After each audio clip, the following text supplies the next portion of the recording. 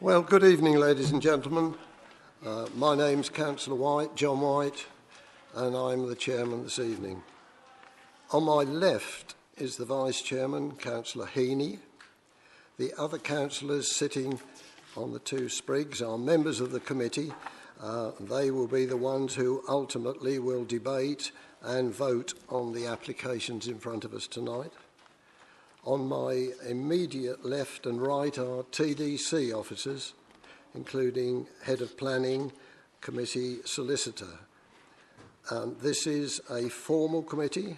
It's important that the councillors can hear all of the presentations and the debate, and therefore I respectfully ask that you do remain quiet and don't interrupt the speakers.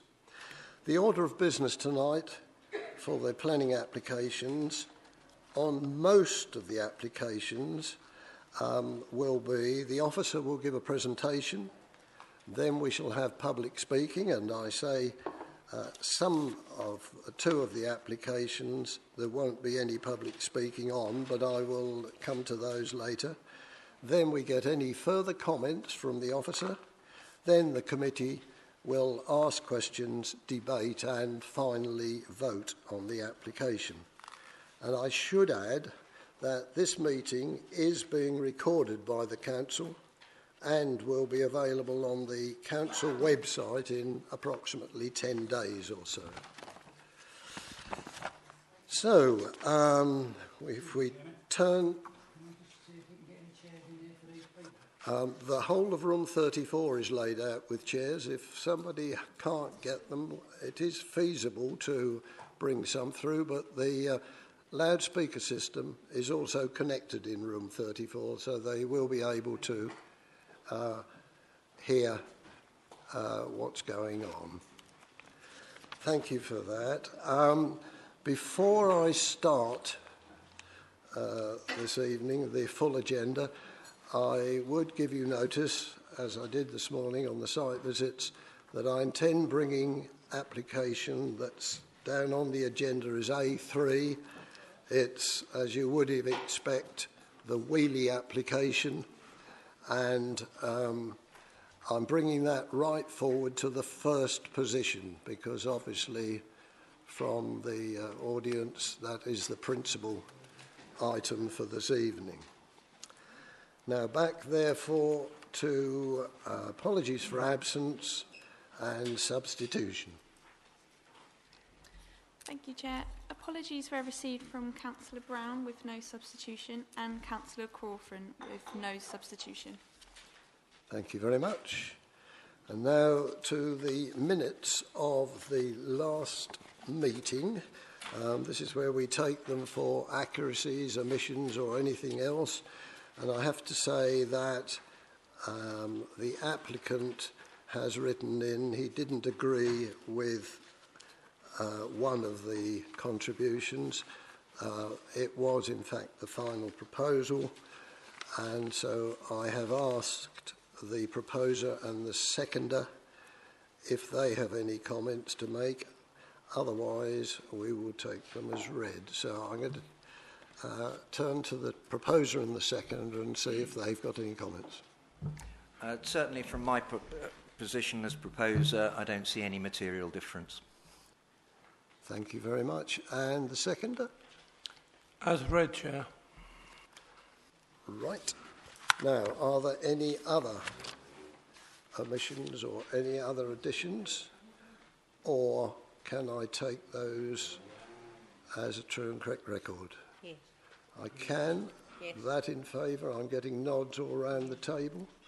Right. Thank you very much. I will duly sign those in a moment. Declarations of interest. Those councillors that have any declarations to make. Yes, Councillor. Yes, Chairman. I'd like to declare an interest in item 5, as I believe I am predetermined on that one. Thank you. Yes, Councillor Heaney.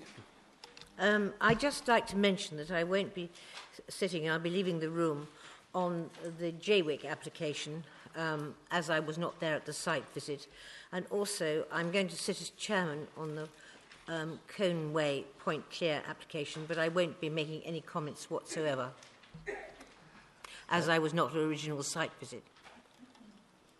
Right. The Vice Chairman has jumped ahead of me. The one that I've got to declare an interest in is the Point Clear one, agenda item 5A1. I'm predetermined on that and therefore will be not taking the chair. In fact, I shall be leaving the room while that debate is on, and so Councillor Heaney, my Vice Chairman, will take the chair for that particular one. Yes, Councillor. Thank you, Chairman. With regard to item A6, 48 Colchester Road, I'm a resident of Holland-on-Sea, but I'm not predetermined. Thank you. Thank you, and you will stay and take part of that debate. Thank you very much. No other declarations? Right. Now, for the first time, I think, in this history of this committee, we have now got the item questions on notice of pursuant to Council Rule 37, and we have received a question from Councillor Baker, so I'm going to ask Councillor Baker if he would read his question. Thank you, Chairman. I'm sure this will be the first of many.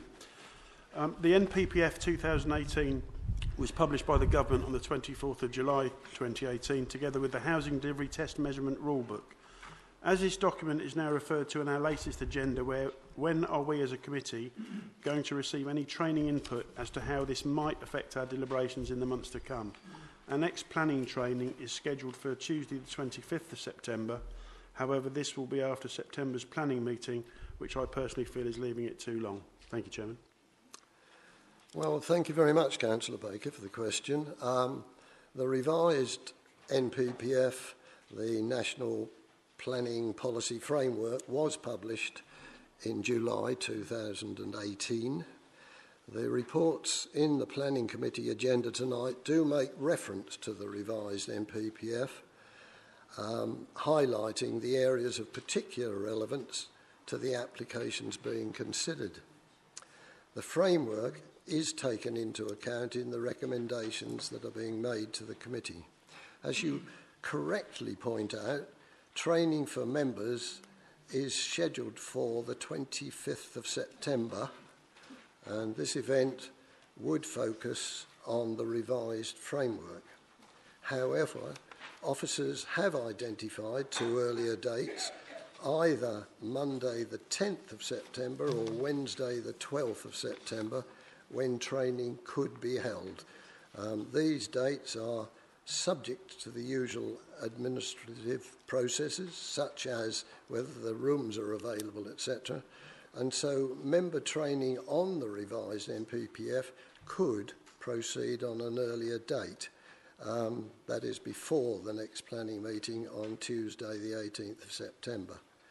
I would add that we as councillors have a full district council meeting on Tuesday the 11th, and therefore my personal preference, and one or two other people have indicated they would prefer this training day to be Wednesday the 12th of September. So if councillors, you would let me know your views at the end of this meeting, we will, if it's approved, we'll go ahead for rescheduling that meeting instead of the 25th, which is the one in the diary. Good.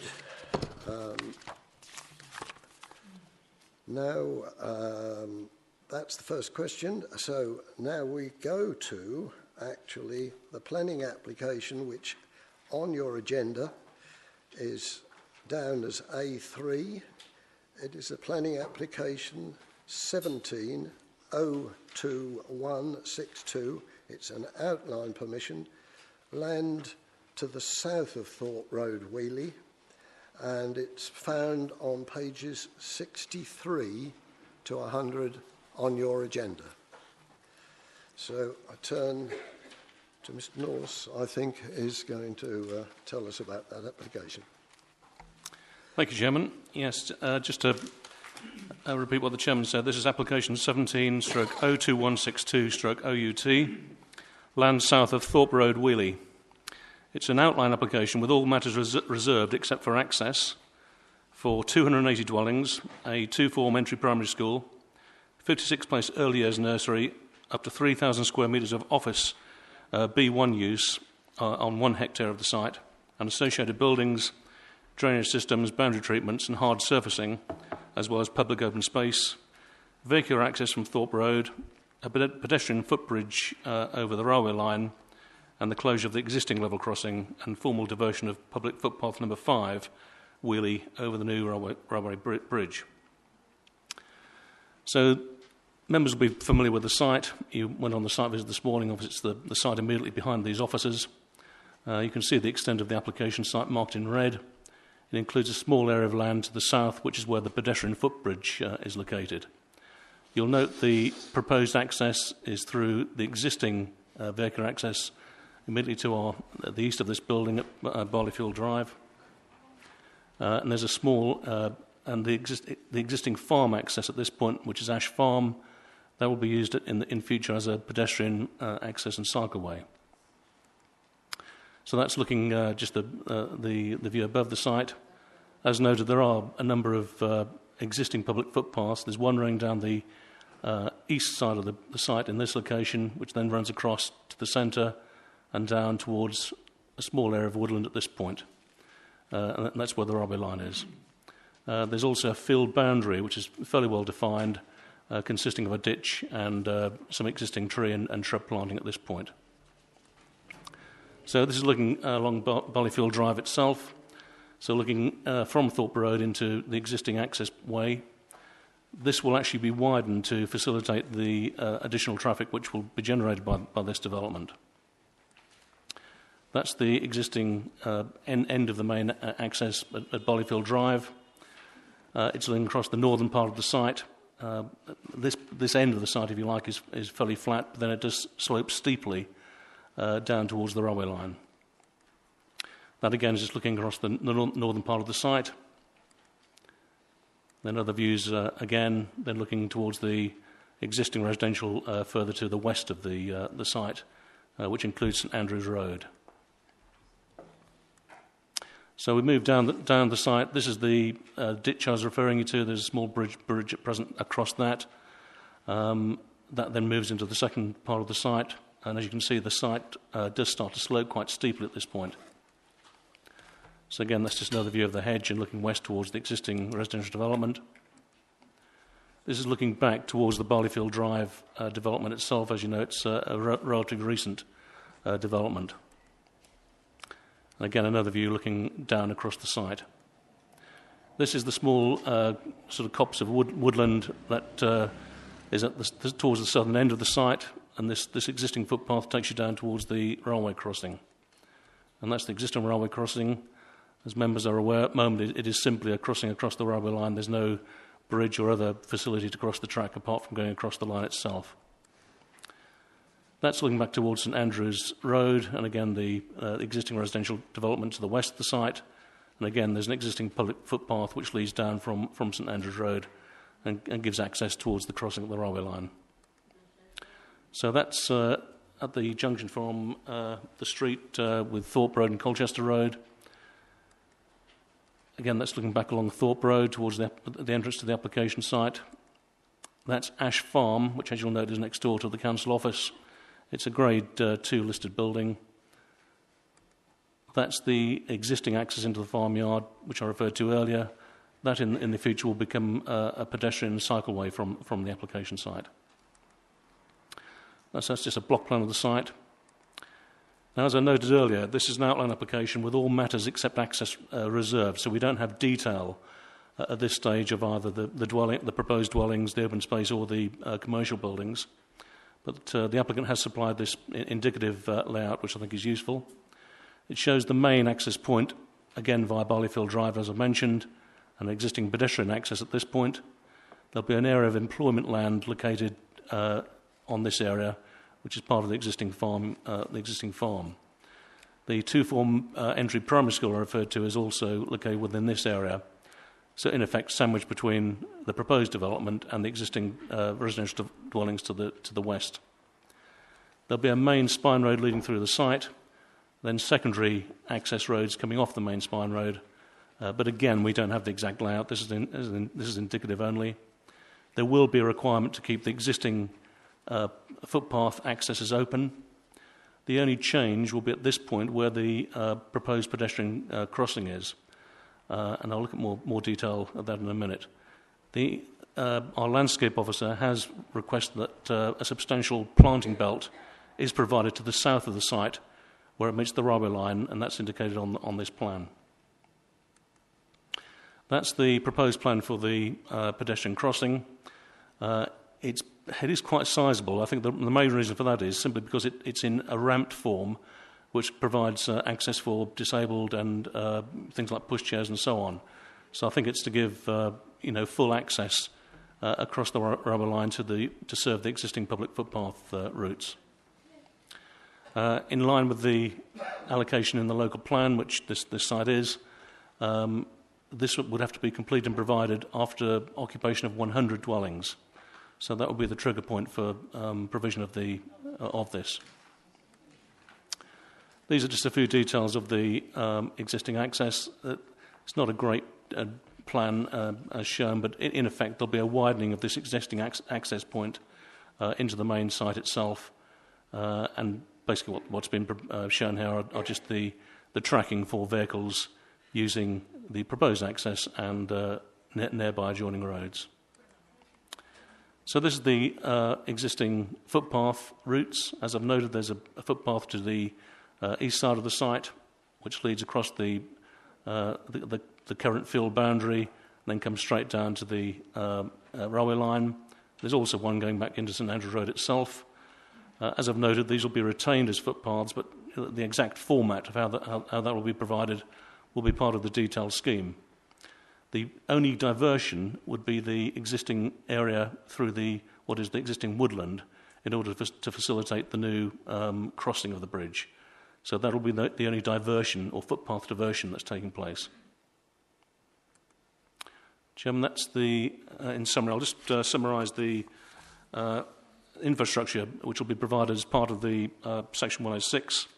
This will include affordable housing, education, healthcare, public open space, off-site ecology provision, highways and transport contributions, and as I mentioned, the public right-of-way for the proposed crossing. So in conclusion, Chairman, the application is recommended for approval. Thank you. Thank you very much. Now, we have got public speakers, obviously, on this one. And speaking for a member of the public against the application, Mr. Derek Stebbing. Sir, if you'd like to come forward and take your seat. And when you've got yourself gathered and the microphone switched on, then you have 3 minutes, sir. Thank you very much, Chairman, and good evening, councillors. I wrote to you individually over the weekend to draw your attention to my concerns, not in respect of the detailed objections to this application, which I believe are well made, well summarised in your agenda report, and you will hear more of, no doubt, in a few minutes. My concern to you is very, very simple. This is the most controversial planning application ever considered, I believe, in the parish of Weeley. It alone will add 60% to the dwelling stock of the village of Weeley. This one application adds 60%. Not only is the application controversial, and you can see behind me, in fact, how controversial it is within this community by the attendance at your meeting this evening. It is also the most controversial element of your emerging local plan, part 2 of your local plan. And in my letter to you, I also attached 2 recent notes from the inspector who is examining part 1 of your local plan. And that examination has actually been suspended at the present time, pending further work that the inspector views as necessary to make part 1 of the plan sound. The effect of that, councillors, is that part 2 of your local plan examination has not even commenced, and may not commence, on my best estimates, until a point sometime in 2019.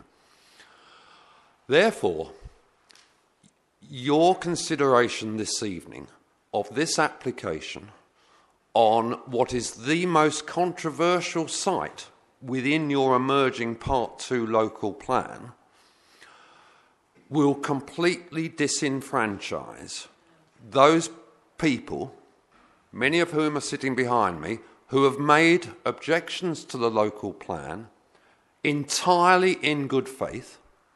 They have engaged in the local plan process. You encouraged them to engage in the local plan process. The leader of this council, Councillor Neil Stock, sought to reassure Weeley residents and the parish council that their objections would be heard by an independent inspector. The Weeley community is relying on that ability to have an independent inspector, an impartial inspector, hear those objections. So in one sense, you are, I'm afraid, predetermined. You have predetermined the outcome of your local plan tonight, if you approve this application. You have predetermined that the inspector will endorse this allocation without change. You cannot assume that tonight, councillors. The inspector may say, well, I don't agree with certain parts of that allocation. I require some modifications to the plan. The inspector may say, for example, I don't agree with 280 dwellings. I believe it should be 180. That's all hypothesis. We simply don't know. I urge you to avoid a democratic deficit here, to avoid disenfranchising people who in good faith have made objections to the local plan, to not determine this application this evening, to hold it in abeyance and let the local plan examination run its course. And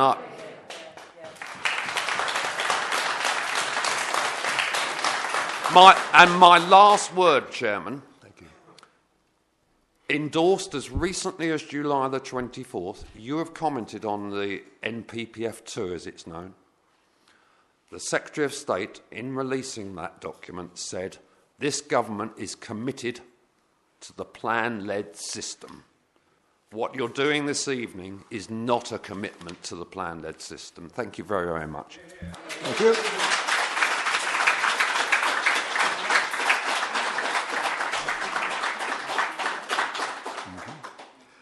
And now, from the Parish Council, Councillor Christine Hamilton.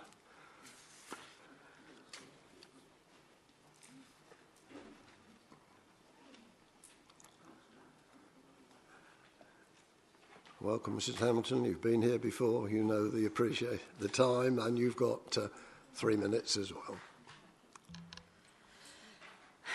Good evening. Christine Hamilton, Chair, Weeley Parish Council. So finally, here we are, the most contentious, unwanted, unnecessary and unpopular planning application is before us. An application the size of which there is certainly no demonstrable local need for, and is not in keeping with the rural nature of Weeley. The application itself raises more questions than answers and has raised such angry opposition from the residents of Weeley that it should not just be passed because it features in the local plan.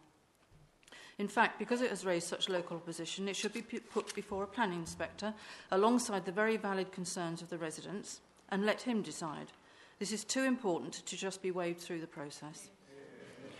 I hope the committee will listen to and respect the very real concerns of Weeley residents, as I was shocked to read that in the report the planning officers suggest, and I quote, the living conditions of existing and future residents would be protected from any materially detrimental impacts, unquote.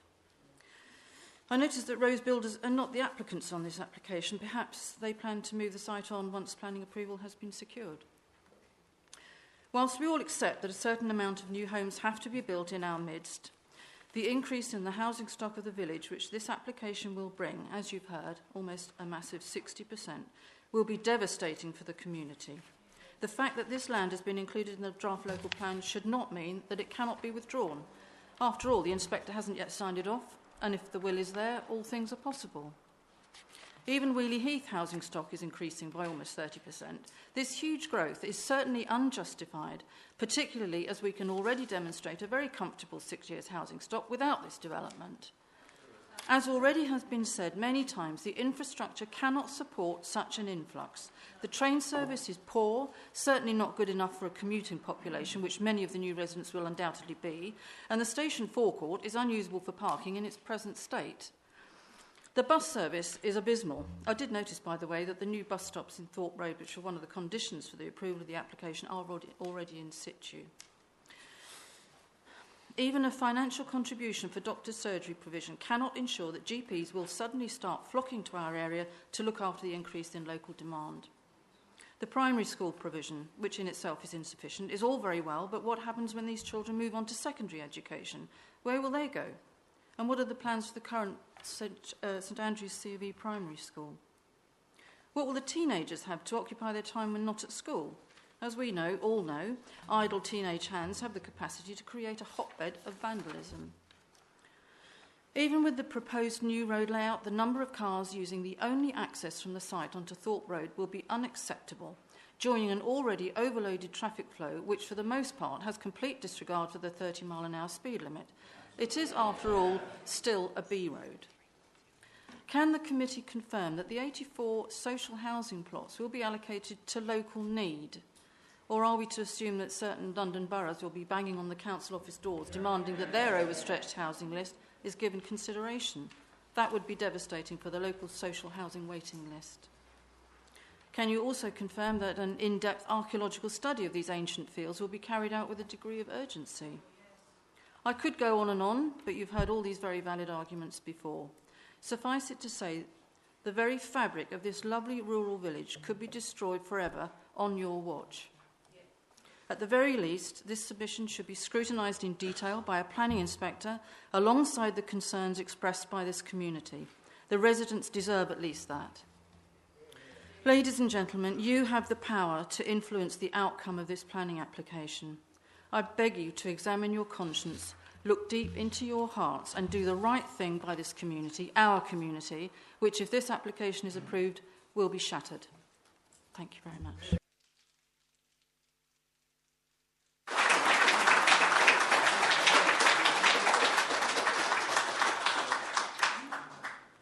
I'm going to call the ward councillors, Councillor Bray to start with.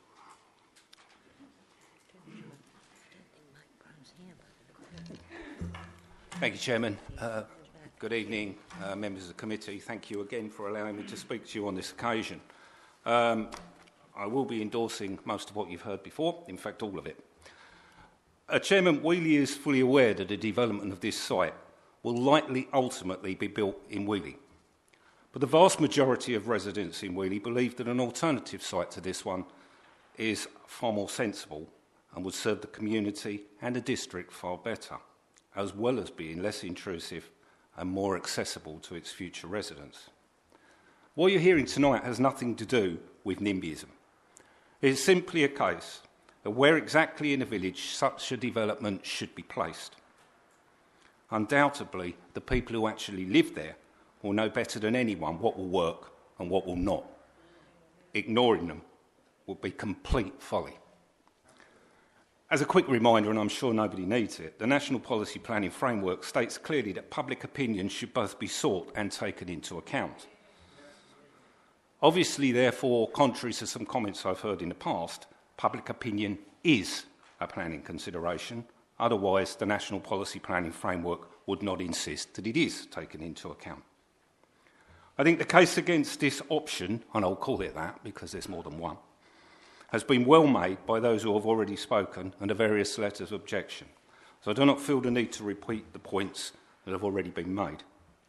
But for absolute clarity, I absolutely and wholly support the statements you have just heard, particularly those from the Chair of the Parish Council.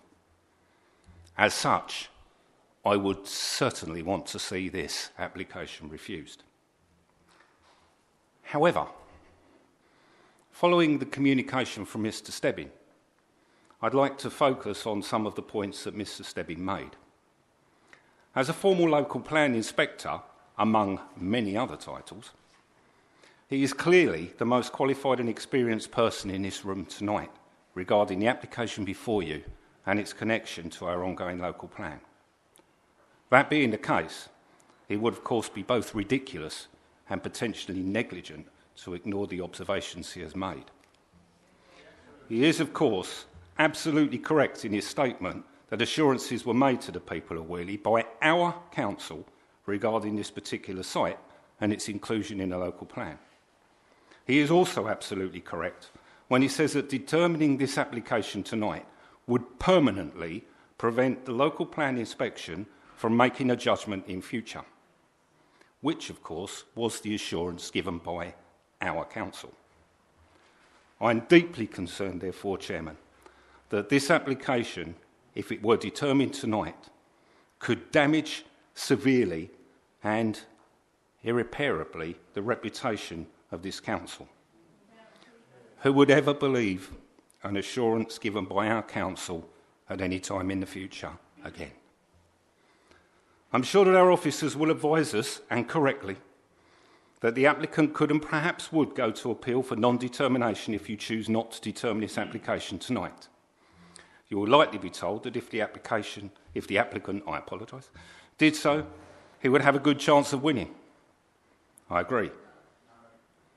However, at least even in that scenario, our council may be left with an ounce of integrity.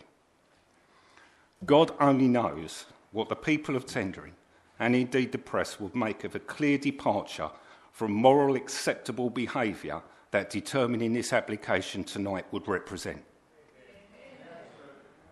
This is a unique situation, and I do not envy the position that this committee has been placed in by the unnecessary, premature appearance of this application.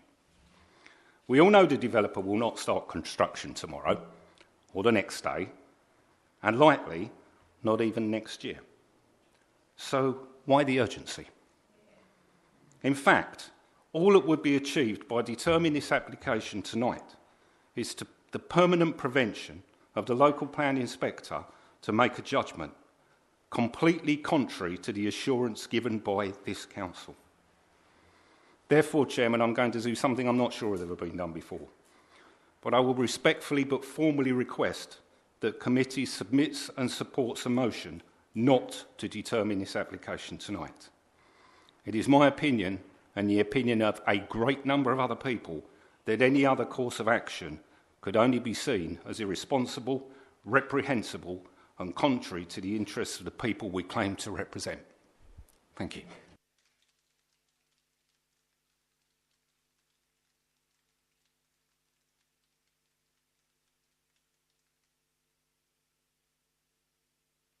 Now, the other ward councillors, Councillor Mike Brown, yes, he's coming forward.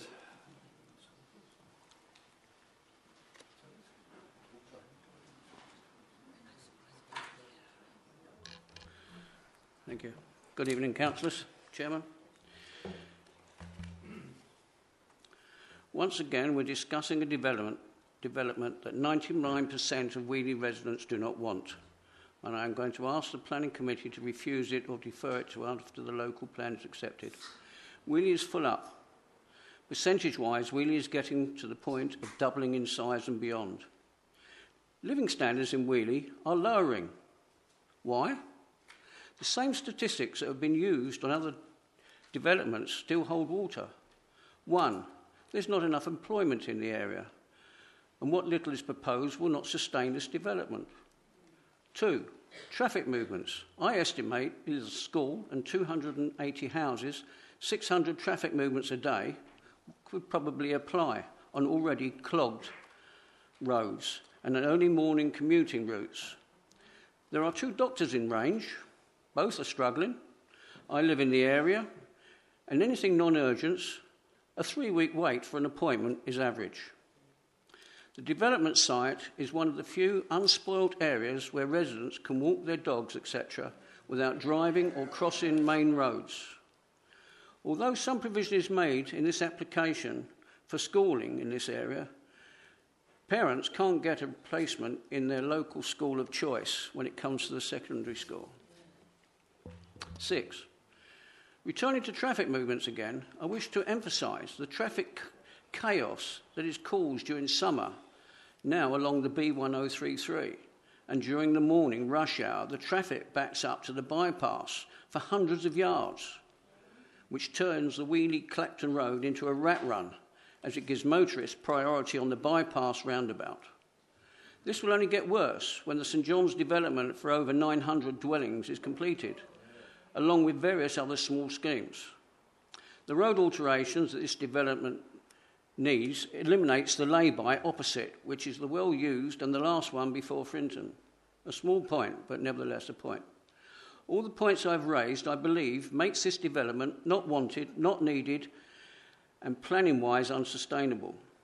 The Planning Committee are well informed of the need to site 10,000 houses in tendering, thrust upon us by central government.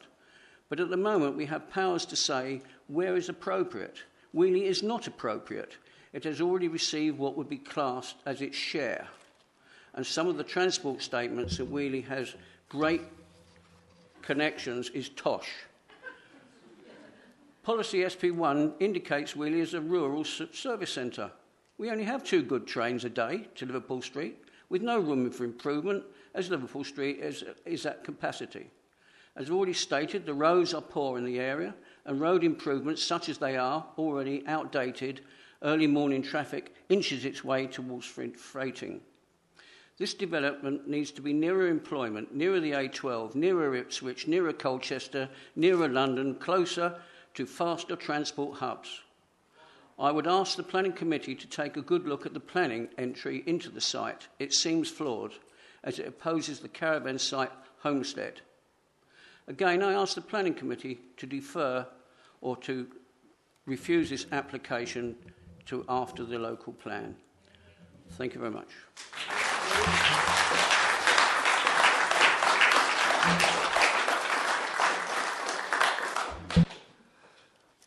And now we have the applicant or agent, Mr. Vote, or is it Mr. Rose? I'm not sure which will be coming forward. Rose. It'll be Mr. Rose, right. Thank you.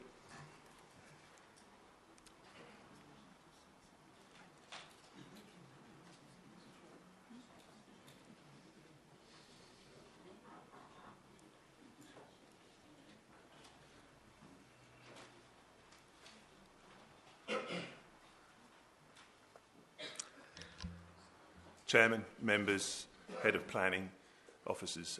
This application has been formulated over a number of years in conjunction with specialist advisors and consultants. In summary, as you've already heard, the site is an allocated site for development within the new draft local plan. It is a mixed-use scheme that will deliver new quality housing, which we know from next door there is a proven demand. There will be an affordable housing provision, for which again there is proven demand. Whilst the exact details of this provision have yet to be finalised within the 106, this development gives the opportunity for reduced price open market housing.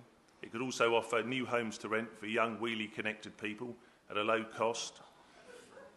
The trust housing concept has worked very successfully elsewhere in the district. Where there's a collective desire, this model could be utilised to make a real housing help and opportunity to the young people of Weeley. There will be a 2.1 hectare service site provided to Essex County Council with a significant commuted sum to enable the provision of a new nursery, early years facility and a new primary school for the younger children of Weeley. There will be a business area delivering small units providing the opportunity for employment within the village, and there will be a DDA compliant footbridge over the railway line to enable the footpath to remain.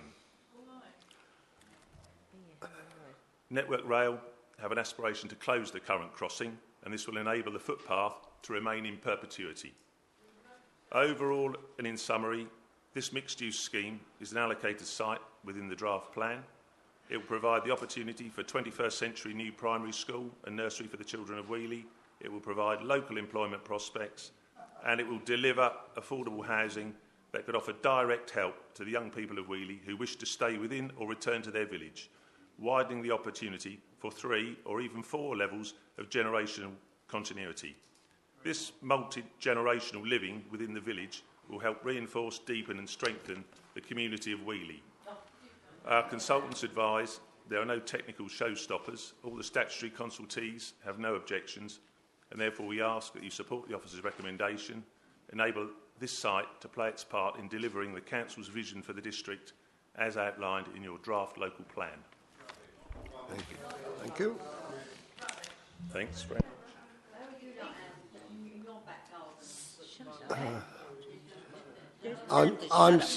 I'm sorry, but if you will keep interrupting, I shall clear the hall, and I don't want to do that. I want you to hear all the debate. Thank you. Right. Mr. North.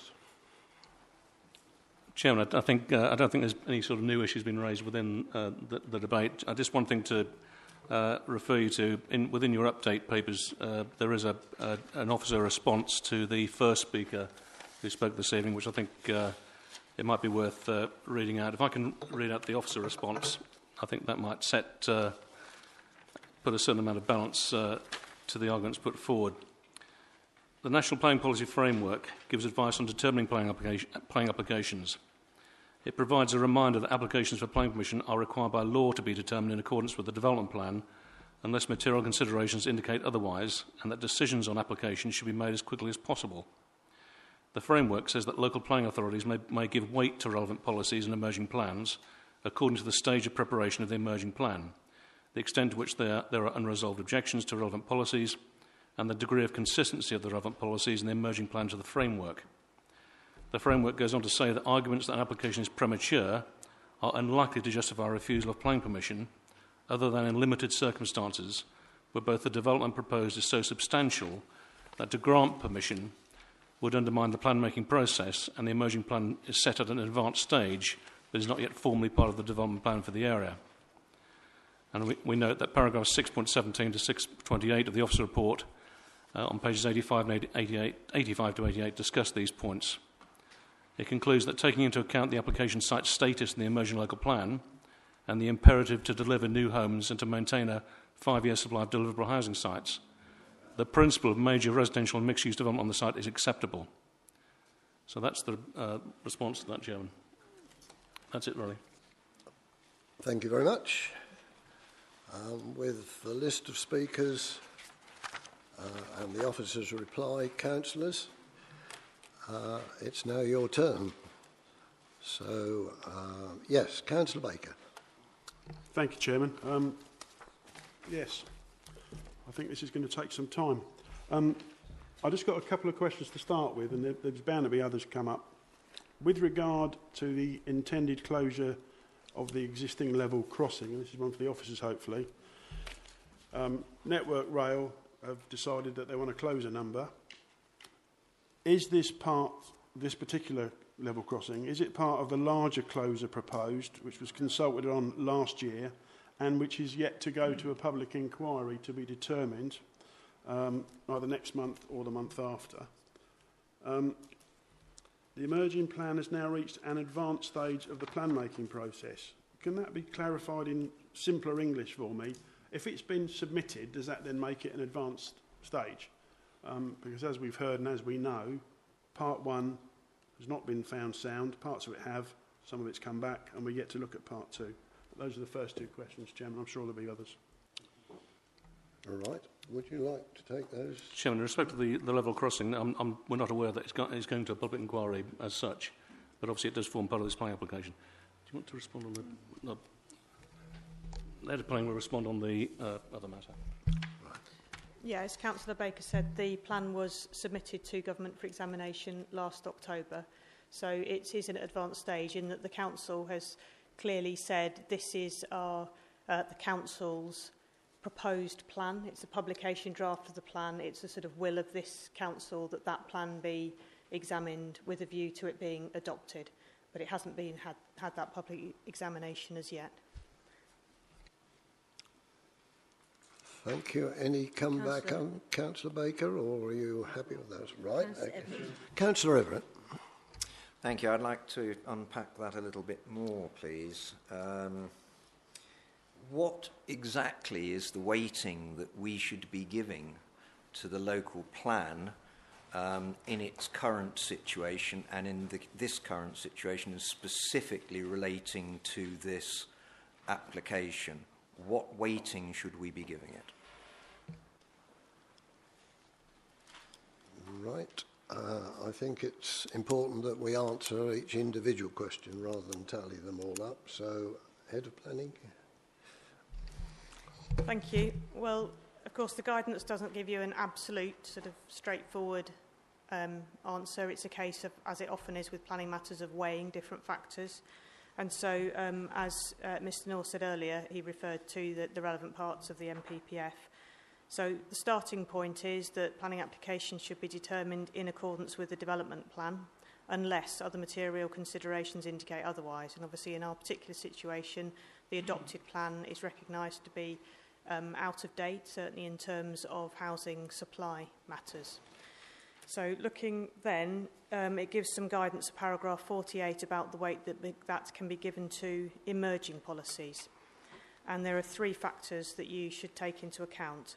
So the first one is the stage of preparation of the plan. The more advanced in its preparation, the greater the weight. I think officers' advice on that is it is at an advanced stage. It has, as I said, it's been through a number of consultation processes and it's been formally submitted to government as the council's proposed plan. But it's yet to be examined.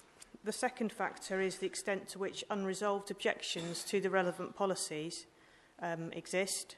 And the less significant the unresolved objections, again, the greater weight that can be given. And in your the report, it does tell you how many objections there are and the sorts of issues that those are about. And then the third factor is the degree of consistency of the policies with the framework, with the national framework. And officers' advice would be, it's our view, and clearly it's the council's view, because it's asked for this plan to be examined, that this policy that allocates the site that you're considering tonight is consistent with the plan. But that hasn't yet been tested at the examination. So usually we hear particular words like limited weight, no weight, moderate weight. What word would you give for this particular situation to sum up what you just said? I would say significant weight could be given to this policy. Thank you. Thank you, Chair. I have quite a few questions, but I'll field them one at a time, if I may. We heard tonight from the first speaker about Part 1 being suspended, therefore Part 2, in effect, falling.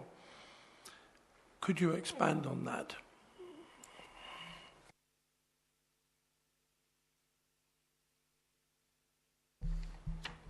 Yes, the examination of the local plan is being carried out in two parts. The first part is of Section 1 of the local plan, which is the shared part with Braintree and Colchester districts.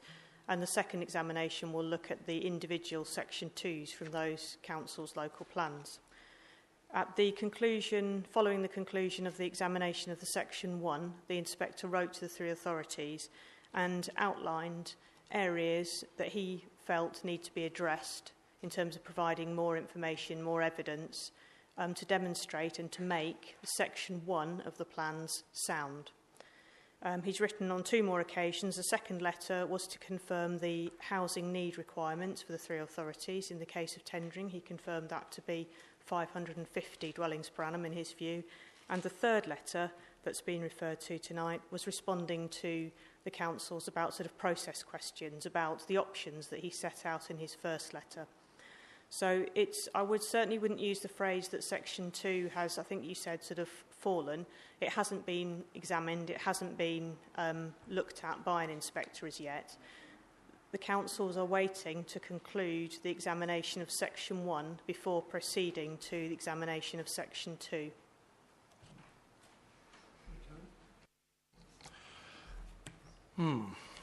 Okay. So Section 1 and 2, one has in effect been suspended and we're moving to Section 2. There was much talk about going to the inspector. Two speakers brought that up.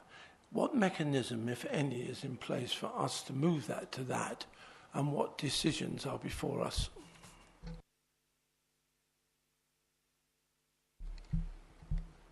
Councillor, if you're asking in terms of this planning application, yes. Okay, then it's the duty of this authority to make a decision in respect of this planning application. The guidance in the NPPF is that planning applications should be determined as quickly as possible. So your officers have brought this report to you because we consider that it's in a state now where it can be determined positively. However, if the authority fails to determine the planning application, the applicant would have the option to appeal to the Secretary of State if he so chose to do so, and then an independent inspector would be appointed to look at the planning application. I think you need to consider, if you're thinking about that as an option, the reason that you might want to defer it. And again, the guidance provides you with the NPPF provides you with some guidance about when that might be appropriate.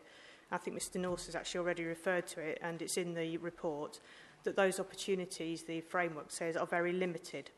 And it really says that only if the determination of the application would undermine the plan-making process because of its scale or its cumulative effect, should that be a course of action that you would follow. Officers' advice in this case would be that because this application closely reflects an emerging policy in the submitted plan, then considering this application wouldn't undermine that process. It's not different from the policies and the allocations that this council is trying to achieve through its submitted plan.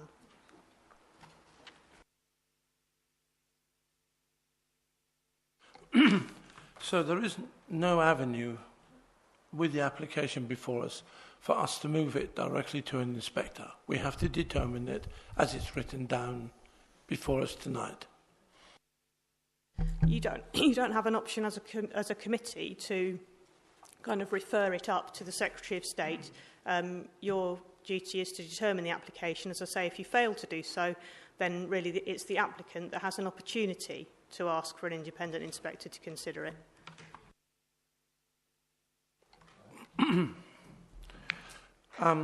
We heard also that from, I think, two of the speakers that they were to be given the opportunity, and the residents given the opportunity of public consultation. Is that correct? And did they have that opportunity in the past? There has been public consultation through the process of the local plan, but at the end of that process, there are still outstanding objections from residents in Weeley to that allocation. If the or when the examination of Section 2 proceeds, then there's an opportunity for members of the public to ask if they can appear at that examination. They won't necessarily, that'll be up to the inspector who he allows to be around the table, but it would be normal for an inspector to allow a number of community representatives to sit at that table and put forward any objections that are still outstanding at that point. So given the way that we think within planning now and how important it is to take on board the residents' point of view, there wasn't anything put in place, for example, hiring a hall and inviting the residents in to place their objections or their approval of this application. In terms of the plan making, there certainly were public events. In fact, there were some here, and I know some residents of Weeley did attend those and put their thoughts forward. I don't know the detail of what the applicant has done in terms of engaging with the community, but I'm fairly confident there has been some public engagement. I'm not to say that it clearly hasn't resolved everybody's concerns, but I'm sure there has been some public engagement. Councillor Bennison. Thank you, Chairman. Could the officer clarify in the executive summary of 1.4 where it states that the proposal would ensure that the living conditions of existing and future residents would be protected from any material detrimental impacts. Could you just explain how existing residents would be protected from these impacts, please? Yeah, Chairman, I think it's really referring to the way the site would be laid out and in terms of existing residential development. And clearly there would be care taken in terms of the siting of new dwellings and the new commercial buildings in the school to ensure there wouldn't be overlooking or loss of privacy, loss of outlook to the existing properties. Clearly there will be an impact in terms of the development. There will be a significant impact. But in terms of the immediate impact on each individual properties, then we would seek to protect that. So I think that's what those words mean. Thank you. And I just had one more question, not regarding that. It's with regard to the school. Is it proposed that the existing Church of England school, St Andrews, would be closed and pupils moved to the new two-form entry school? And would there be capacity for the existing children and along with the new children that would be living in the new development? Thank you.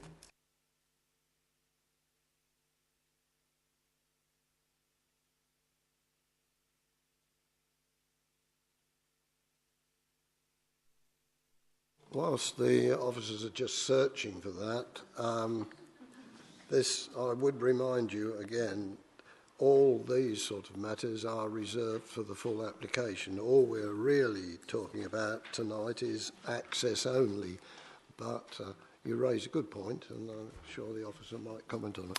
Yeah, Chairman, yes, I think in terms of the longer-term impact on existing schools, that's not necessarily been decided.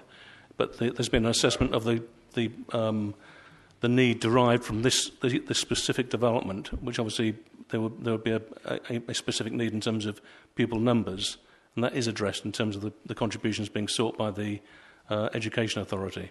And obviously, as part of this scheme, there would be land supplied for the purpose of a new school.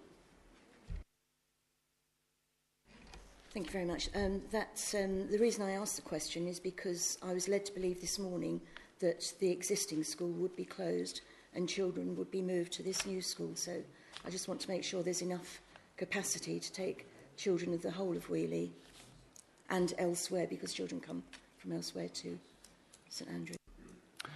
Chairman, certainly as officers we've not been made aware of that, so that's the only response I can give.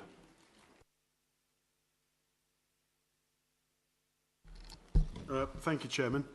Paragraph 6.26, which relates to the housing trajectory and the SHLA, as it's called, the Strategic Housing Land Availability Assessment. Does that relate to this application? Because in the actual policy that I've got from last year's full council, it would appear that the start of this particular site was looking at 2023-24 with 200 homes. So I'd just like to ask that, and then I've got a further question, Chairman, as well. Okay, I think I'll take that one. So what you said here is that we have got to a position where we are saying that we can demonstrate a 5-year supply, and that is the position that we've tried to maintain all recent planning appeals and in the determination of all recent planning applications. Now, in saying that we have a 5-year supply, we've had to make certain, within our trajectory, made certain assumptions about how many dwellings from certain sites are likely to come forward in the next 5 years. And in achieving the 5.45-year supply, which we have now, there is an assumption that some dwellings from this development will come forward within the next 5 years. The trajectory that you're looking at there from last year, that is what accompanied the local plan. That's changed dramatically in the course of just the last few months as a result of so many planning appeal decisions where we've either lost the appeal because the inspector has decided that we weren't in a position to demonstrate a 5-year supply, or where we've actually made proactive decisions to approve applications. So that is very much out of date now. The trajectory that's contained within the SHLA, which is Strategic Housing Land Availability Assessment, is what we rely upon when we now defend our 5-year supply position, and a number of dwellings from this site are included within the assumptions for the next 5 years.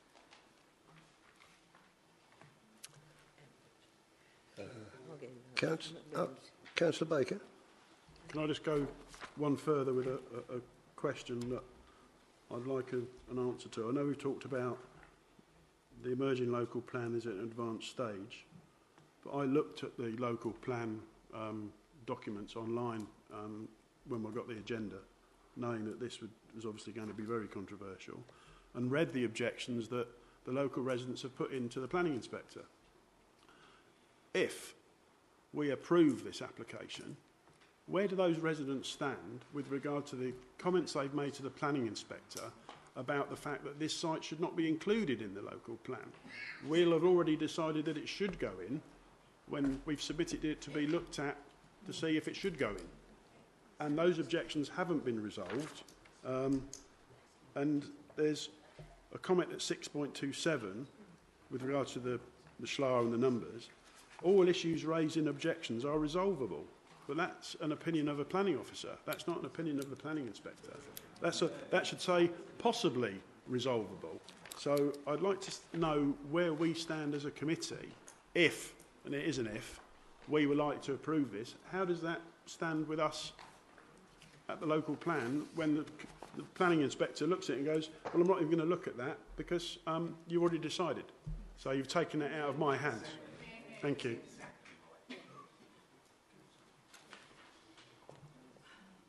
Yes, if you would. Okay, if this application were to be approved before the examination of Section 2 of the plan, where this is an allocation, then the inspector who's running that examination would need to decide whether or not to include those objections and those issues in the discussion at that examination, whether that would be one of the issues that he wanted to examine.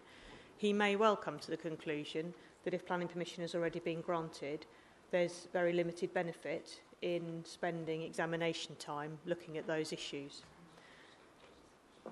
Now, I think we just need to remember the difference between the remit of this committee and the local plan committee. So obviously the local plan committee make decisions or recommendations to council about what's to be included in the local plan. That process has happened. The plan has been submitted to government. This committee, you need to consider this application in the context of the current state of the local plan. But you don't obviously have a role in terms of sort of managing and making decisions on the progress of the local plan. Yes, please. I appreciate that we're not here to make decisions with regard to the local plan, but we've been asked to make a decision where a policy is being quoted and the plan is at an advanced stage, yet that plan has not been questioned or examined. That policy hasn't been examined. And I feel really uncomfortable in trying to come to a decision which I think puts us as a committee at a disadvantage and potentially, and as was said by one of the, I think it was Councillor Bray, you know, public opinion. Where's their chance to say what they need to say to the inspector? We're taking it away from them. So I'm really struggling to support the officer's recommendation. Actually, we have just been talking about what I wanted to speak and make comment about, so we'll just leave it for me at the moment. Thank you.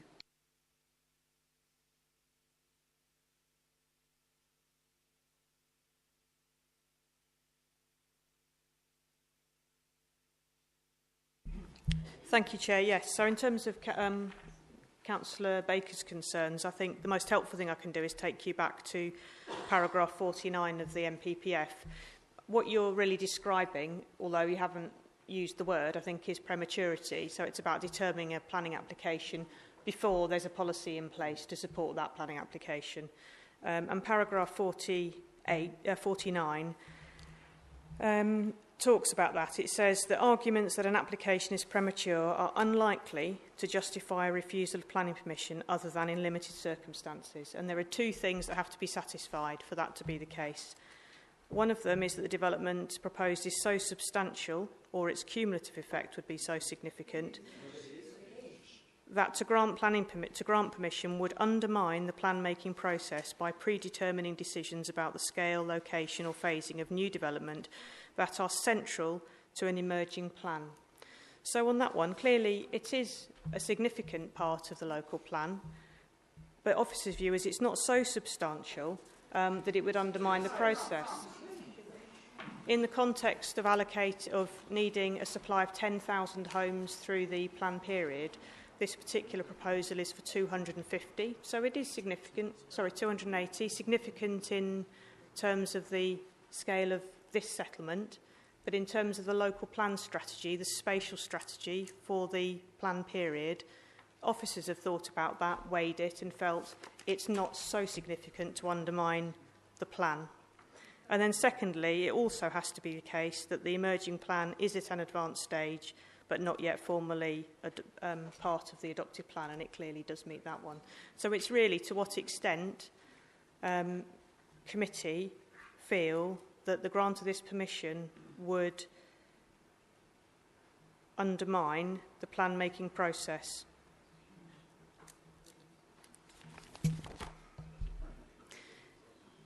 And actually, paragraph 50, just to round off this part of the discussion from an officer's point of view, it says that refusal of planning permission on grounds of prematurity will seldom be justified where a draft plan has yet to be submitted, or in the case of and then it goes on about neighbourhood plans.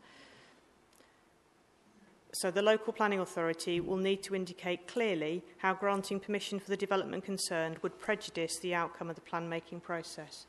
So clearly it could on this particular site, but if you look at it in the context of the plan as a whole, you might come to a different view. Councillor Everett. Which leads me nicely into my argument. Thank you. We've discussed granting planning permission and we've discussed refusing planning permission in this particular case. What we have not discussed so far is deferring this application to the point where it can be examined in public by the inspector as part of the local plan process. Are you giving us direct advice as officers that we cannot do that? You can defer the application. That is one of the options before you this evening.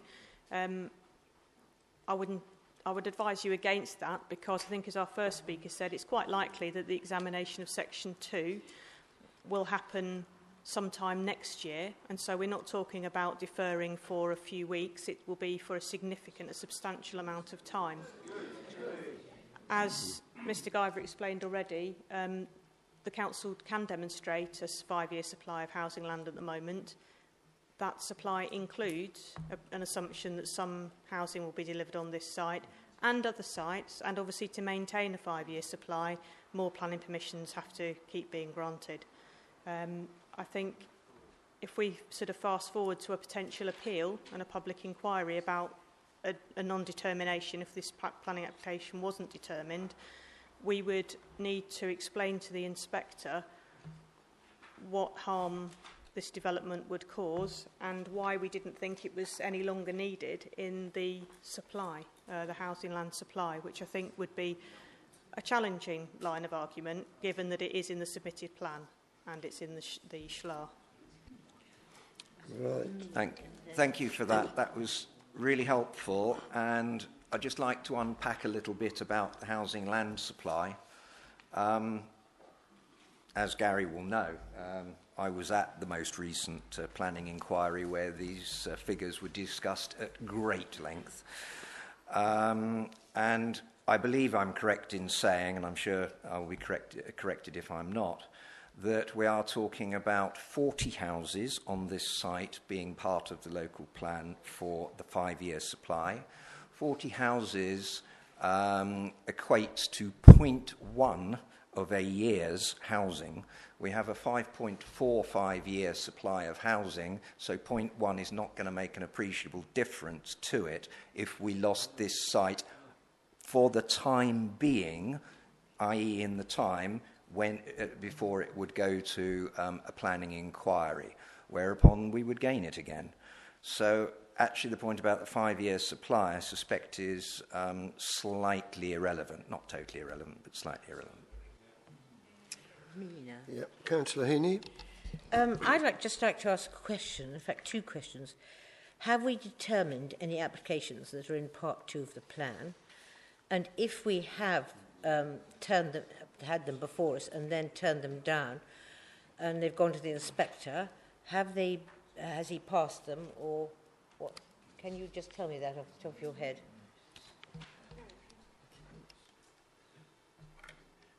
Okay. So if I just respond very briefly to Councillor Everett, in fact we rely on 80 dwellings from this site within the 5-year supply, but as you're quite right in saying, that if those 80 were taken out, we would still have a 5-year supply. It wouldn't take us below that line, but you have to remember that in compiling this 5-year supply and defending it lots and lots of times over the last few months, we have made claims that we rely on emerging allocations to achieve that number. And you've also got to remember that in demonstrating a 5-year supply is one thing, maintaining a 5-year supply is another thing, and every time it's updated, the fewer sites you've got in your supply, the more vulnerable you're going to be in future years as you defend those at future appeals. If I turn now to Councillor Heaney's question, there are a number of sites that have been in the emerging local plan, not the previous old adopted local plan, where the council has taken decisions both to approve or refuse. Some examples include land at Thorpe Road in Clacton-On-Sea, part of the Oakwood Park development, as well as land at Brook Park West, which is currently under construction around Clacton. There are quite a few developments. Harwich Valley, we've had the chicken farm site, which is Clacton within the emerging local plan. There's been sites at Alresford that have been in the emerging local plan, the Bennett Home scheme at St Andrews Close. We've had the 14-dwelling scheme at St Andrews Road, just around the corner here, which is also a scheme that the council has approved in advance of the examination of Section 2 of the local plan. We have done that, and in doing so, we've managed to achieve a position where we do have a 5-year supply, and we've managed to defend successfully against planning proposals that are clearly contrary to both the adopted and the emerging local plan. And that has been because we've taken proactive decisions on some of these earlier applications and allowed them to go through ahead of the plan being examined. There are a small number of cases where the committee has gone against a recommendation for approval, where it's in the emerging local plan, and on occasion that's resulted in appeals being lost. I think of Heckford Road, Great Bentley, as one example where that happened, and Rush Green Road, Clacton, where that happened, and then we subsequently moved that site from the local plan following the appeal decision, which actually went in the council's favour. So to summarise, yes, we have taken the decision in the past to approve planning permission ahead of the examination of Section 2 of the local plan. That has enabled us to maintain a 5-year supply and defend the authority against speculative applications that fall beyond the parameters of the local plan. And when they have gone to appeal, sometimes we've won them, sometimes we've lost them.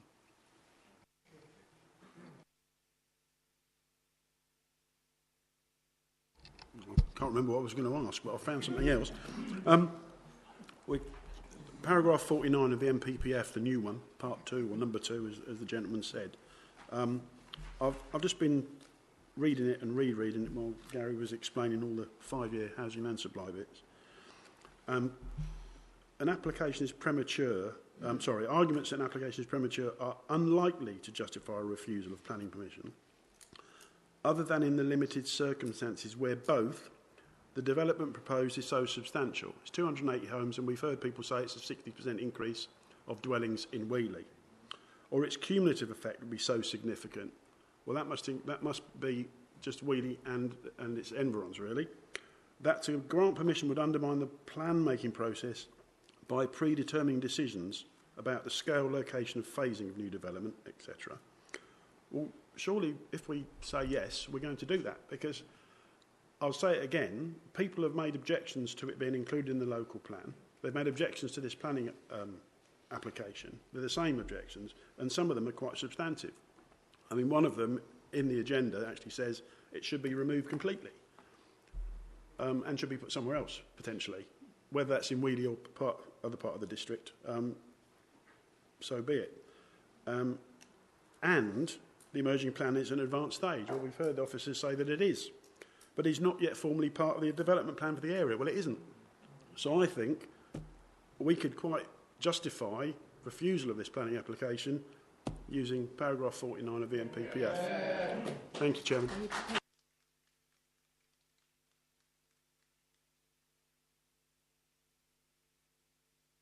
Councillor Alexander or Councillor Everett? Oh, Councillor Alexander, Do you want to right? go first? Yeah, let him go first. Not taking away from all the previous arguments, just going to slightly move around to access now. The railway footbridge, as I understand it, 100 houses have to be built before that footbridge will be put in place. Is that correct?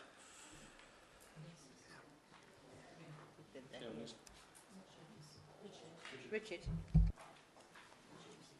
Chairman, that's correct. That's how the policy is worded within the emerging local plan. So that will be incorporated within the Section 106 to say exactly that. Thank you.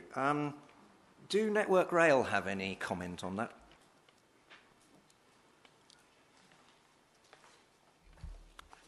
Chairman, they've obviously been consulted on this, and they will.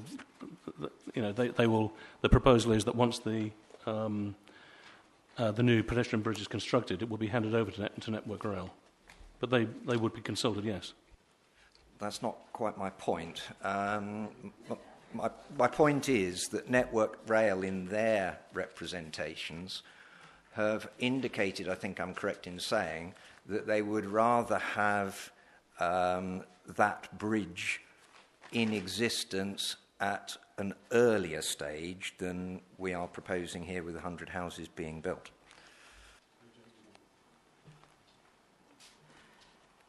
Sorry, I missed Alexander when I said that. Right.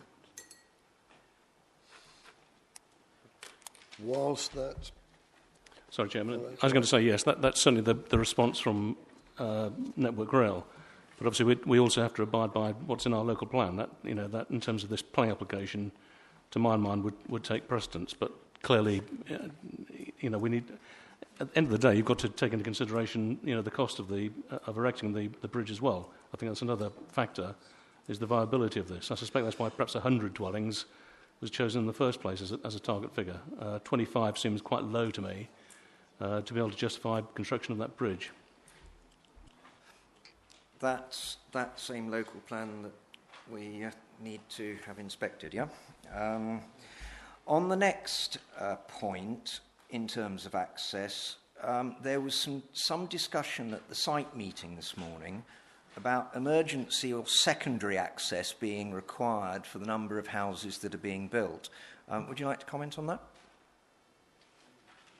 Chairman, that's not been raised as an issue by the Highway Authority, so that the current position is that there would be the existing access from Barleyfield Drive would be, with improvements, the main access into the site. As I said, there's also a secondary pedestrian/cycleway access also onto Thorpe Road, but I'm not aware of the need for a secondary access in this situation. Thankfully, we're the determining authority, not Essex County Council. So if we were minded to suggest to the applicant that perhaps there was a necessity on design grounds for a secondary access, do you think that is something that could be occasioned? Clearly, there has to be strong justification behind that request. I think that's probably the key thing I'd say. And secondly, you'd have to think very carefully about where the secondary access would go or could be facilitated. It might not be on land within the applicant's control, so that would be a concern for me. But again, all I can refer you to is the Highway Authority's response. They've not specifically asked for it in this case. So I think we would need to have strong technical reasons as to why that secondary access would be required. Mm-hmm. Alexander. Councillor Alexander, who's got his name on the list. Thank you, Chair. I'll refer back to my original opening part where we spoke about part 1 being suspended and moving into part 2, and then moving to the officer's report to us that deferment could cause up to a 2-year problem with that. But there again, if this is not correctly done, and we're working on the policies brought forward by Councillor Baker, the residents of this area will be living with this for the next 50, 60 years. So I think 2 years balanced against that is well justified in that. The thing that is concerning me the most is just how robust this is, because we heard from another officer that Part 2 has been used on planning applications, but has it been contested so robustly as we're seeing it tonight? And if that be the case, or that hasn't been the case, and these people are coming forward for the first time and challenging this, I think that we should sit and we should listen carefully to what they say, and our determination should be based upon that, an unknown policy to a part 2 that hasn't even been sanctioned yet. I'm wondering how high courts might view that in our favour. And the other thing is, I'm all in favour of deferment because it gives everybody, the developer as well, who has to be treated with respect, and the residents a fair chance to get it out into the open and sort it out once and for all. Thank you. Councillor McWilliams. Yes, thank you, Chairman. I was just going to go back to the emergency access conversation that we've just had. It does concern me that there isn't another access. And when we looked at our planning application, which didn't come to anything in the end, but it was down Jaywick Lane, if you remember, there was a dedicated emergency access. There was the access, the proper access, but then there was another access off Golf Green, but was specifically for fire, ambulance, police, whatever, and that was for that one specific purpose. So if we were looking at that, is that something that we could actually take into consideration? Thank you. Right. Councillor Baker. Thank you, Chairman. I think the words used this morning from the member of the Fire and Rescue was contingency plan for emergency access. Yeah. And when Councillor Alexander mentioned, have we determined anything that's in the local plan part 2? Yes, Low Road, Dovercourt. But that had no objections.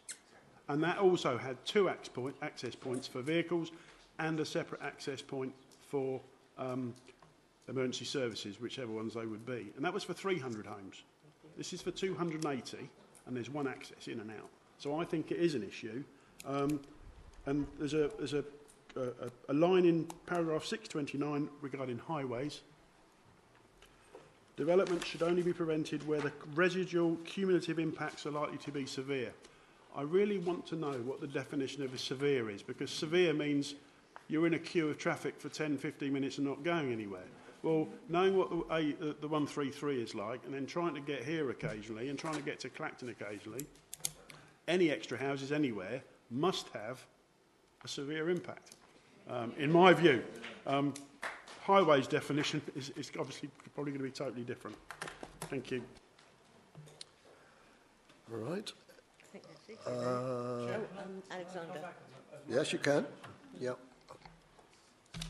To the officers, if I may, am I not right in saying it's Regulation B5 that covers access to propose new sites? Emergency appliances, blue lights. Chairman, I believe that Council is referring to the building regulations in this particular case. I think all we can do, in terms of this application, is look at the response of the Highway Authority. There's been a transport assessment submitted with a scheme, and clearly we need to take on board the fact they haven't raised the need for a secondary access in this particular case. Right, councillors. I don't want to rush, but we've been on this now for nearly an hour and a half. So are we any nearer formulating an answer? Or if not, are there any more points? Councillor Everett. Go on, I'll grab the mantle. I would like to propose deferral of this application until until the site can be examined as part of the local plan, and the reasons for that is that I believe that by giving permission to this site we would undermine the plan making process and the emerging plan significantly. I'll have a seconder and Councillor Alexander. Now, are there any further pieces, Peter? I'm going to ask the officers if they want to comment on it at this stage. I think we've sort of covered most of those issues. I would just draw attention again to the last part in paragraph 49. The last part of section A does talk about that the development are central to an emerging plan. So not just undermining considerations about this site, but things that are central to an emerging plan. I think members would just need to be satisfied that that's the case. Right. Excuse me. Yep.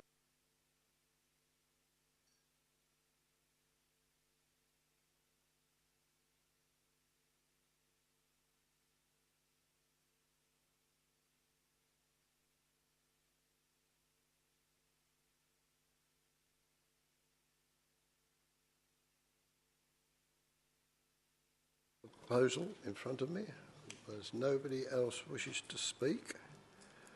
And the proposal is, as you've just heard, we've got to get the wording right, that this item is deferred until the local plan is in a state or to be considered in section 2 of the local plan.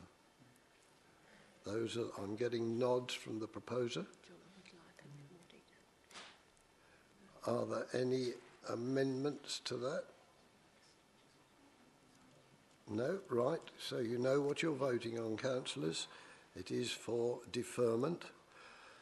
Those in favour of deferment, please show. Yep, add my statements. And those against? One against. So the deferment is carried.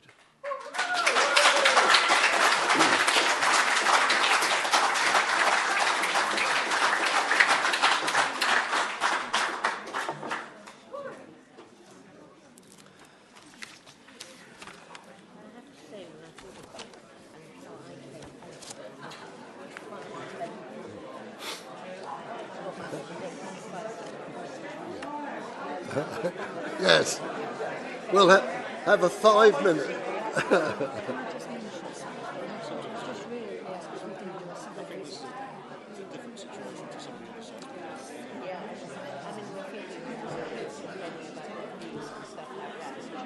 I'm going to defer the next item for 5 minutes so that it gives the audience chance to go. But on the other hand,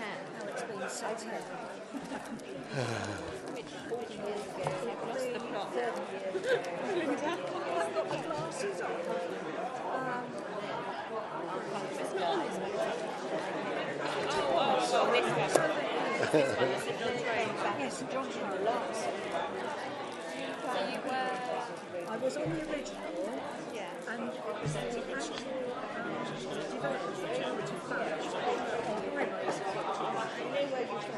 Opposite the and you were here when that was I was here at that. But what they've done, all on the left there, and it's also, so actually there's a lot of completed until it goes through to section 3 or 4. But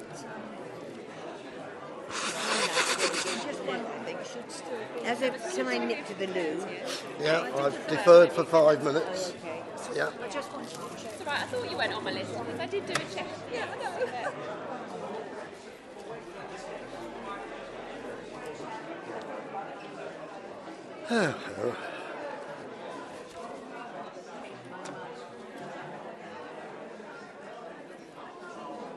Do you get point clear now, Suzanne?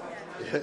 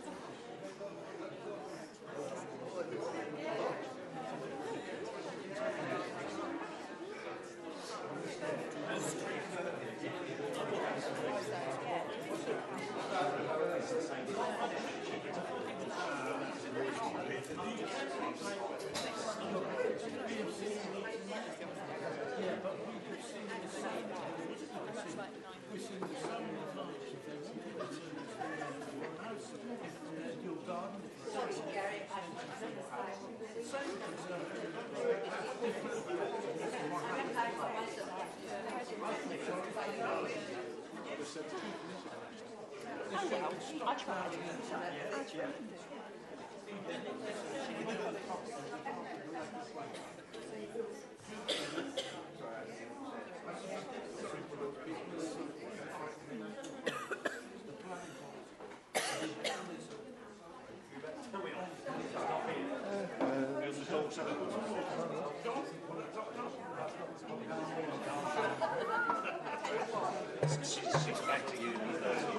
Right.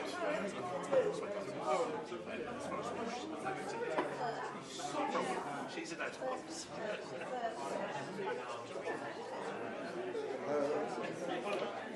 Same sort of fabric, things like that, yes.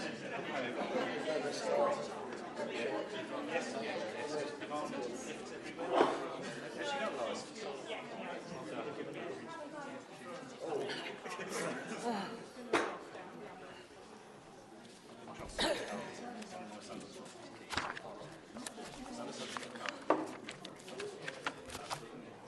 Now, are you ready? Is it me next? Is it me? Yes, it will be. It'll be the point.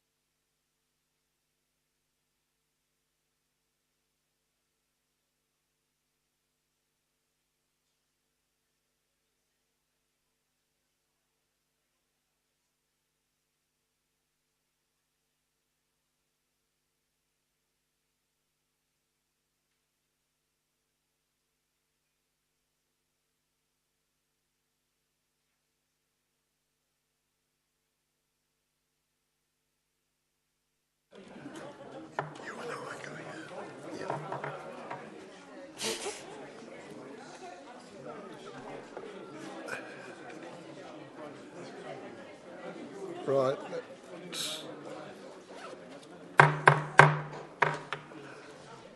Right, councillors, we're now back onto the original agenda, and it'll be agenda item A1. This is the one that I have declared that I'm predetermined, and therefore I shall be leaving the room whilst this is debated, and so has Councillor McWilliams as well. So we leave you in the hands of the Vice Chairman.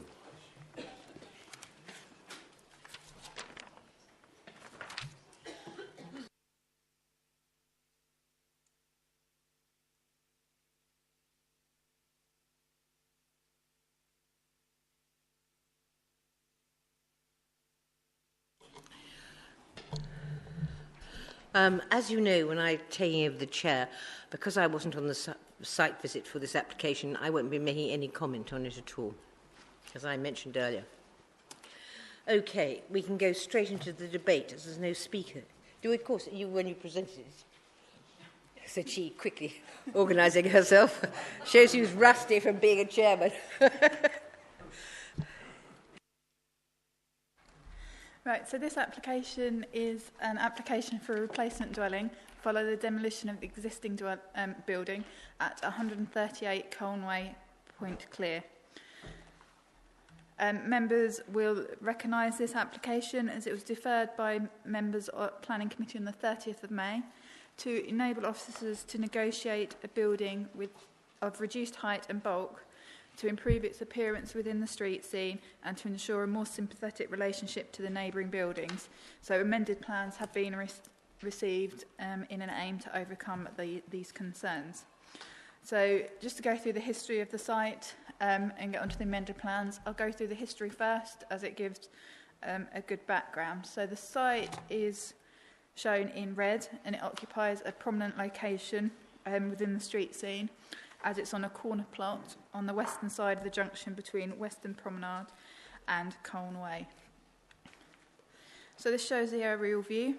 The surrounding area comprises of a mixture of private dwellings and holiday chalets of different age, scale and design.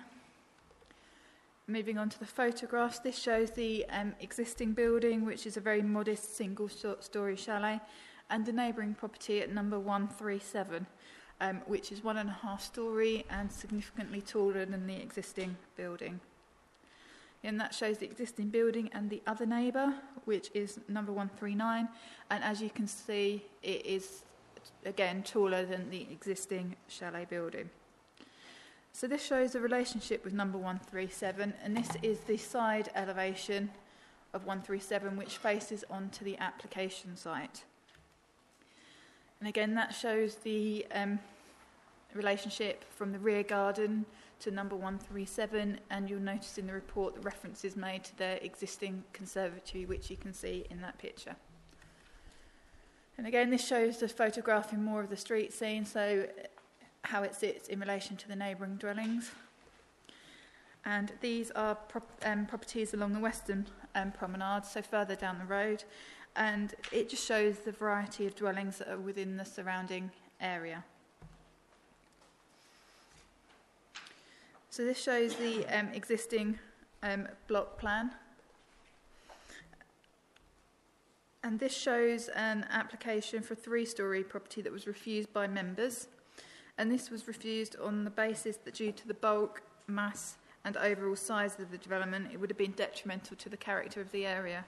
And there was also reference made to the concern of the lack of use of private amenity space. This was scheme 2, which again was refused. It was refused by officers, and it was considered that whilst the gambrel-style roof design was considered to be more in keeping with the surrounding area, that the forward siting of the property, as you can see, it's right close to the boundary, was deemed unacceptable, and it would be excessively prominent within the street scene.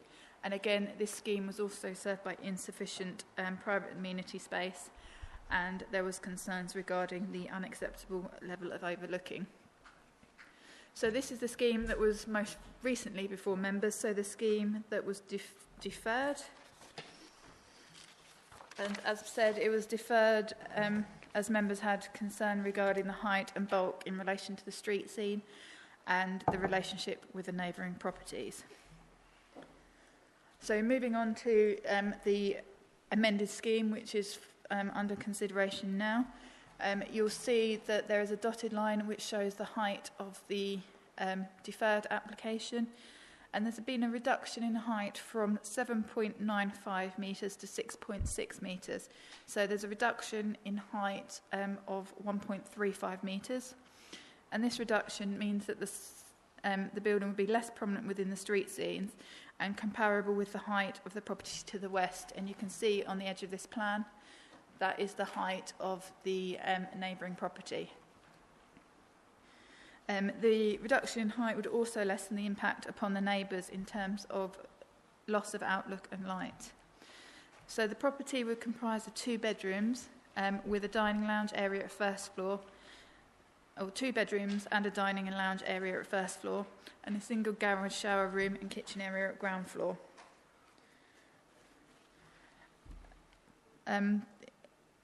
It consists of a gambrel-style roof with brickwork, as you can see, at ground floor level, with fibre cement boarding on the front and the rear elevation. And overall, the property measures 6.6 metres in height, 6.8 metres in width, and 10 metres in depth.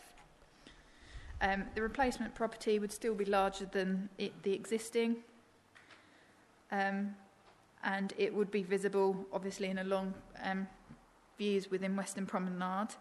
But it's considered that given the height and scale of properties in the area is mixed, that it would still be in keeping with the surrounding area. So this shows the block plan and the location of the building on the site. So it is set back from the front boundary of the site. And in terms of the impact on the neighbours, this property, number 139, has an entrance door and associated window on its flank elevation. It's considered that the proposal would not adversely impact due to the distance and the orientation. And the adjacent property, number 137, so on the other side, is the property that has a first floor entrance. And again, it's considered that whilst there would be some impact in terms of the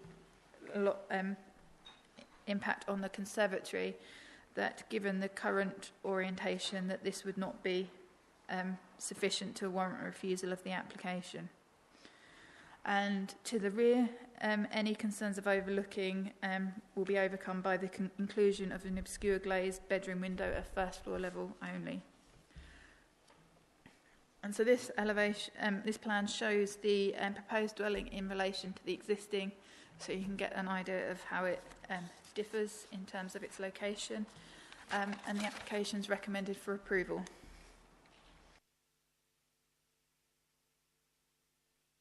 Thank you very much. Does anybody wish to come forward? Councillor Baker. Thank you, Chairman. I think we've deferred this a number of times, so I think we need to deal with it today. Just one question, and it's been in the update sheet, it's been mentioned by the parish council.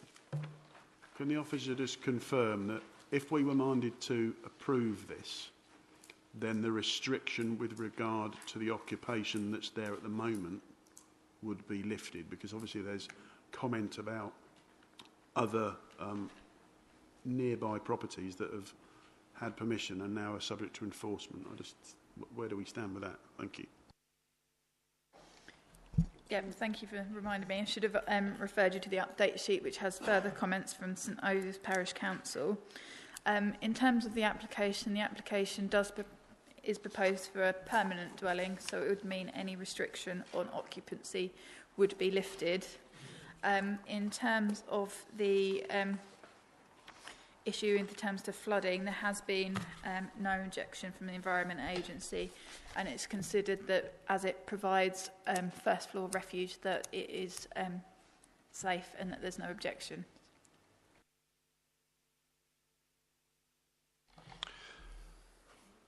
When I first visited this, on my first site visit, we were given instruction from the officer that these small chalet buildings, the way forward for them was to come back and to seek permission to build, which this applicant has done, and we have now deferred it to with our recommendations of how we think it would fit in with the street scene. He has, in my opinion, complied with what we asked him to do, and I'm not sure if we can actually ask him to do anything else. We asked him to go away and to reduce the height. He did it. Reduce the footage, and he did that as well. I'm minded to move to approval on this as laid out. Thank you, Councillor Alexander. Councillor Holmes.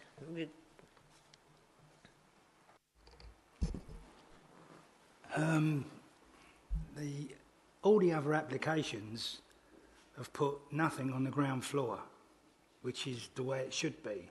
This is what we agreed with originally, that the ground floor was merely just a garage, a car park, because that's where the flood's going to go if it's going to flood. And bearing in mind, a long time ago, it did flood, cost a lot of lives. This is no different to a two-storey house. This is not what we originally agreed. I know we wanted 2 stories, but we still needed the stilts or some sort of no living downstairs, or else it might just as well be 25 million foot high or 1 story, because it's exactly what we don't want to happen will happen if it floods. We've not approached the flooding for any reason whatsoever. We just haven't. That particular application there has put a ground floor and an upstairs, which is not what we originally wanted.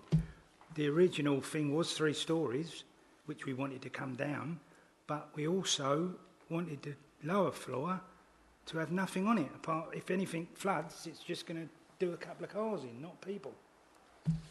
So I'm going to be against this one, I'm afraid. Thank you, Councillor Holmes. Councillor Fowler. Can you turn your mic off? Thank you. Thank you, Madam Chair Lady. I have to agree with Councillor Alexander, the fact that the applicant has reduced the height and the bulk of the property and the distance as well from the boundary. So at the point we're at now, I am happy to support this application, and I will therefore second Councillor Alexander's proposal that we approve. Thank you, Chairman.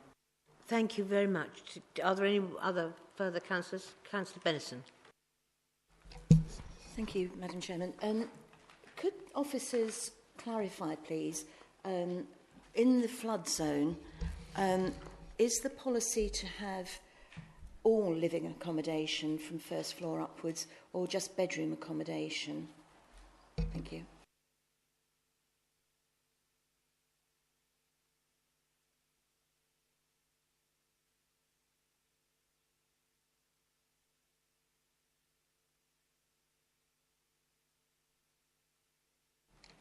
Yes, so in terms of the planning guidance, obviously the first step is not to build in a flood zone to begin with, but as this is a replacement building, you've got to look at whether there is some sort of betterment in terms of that.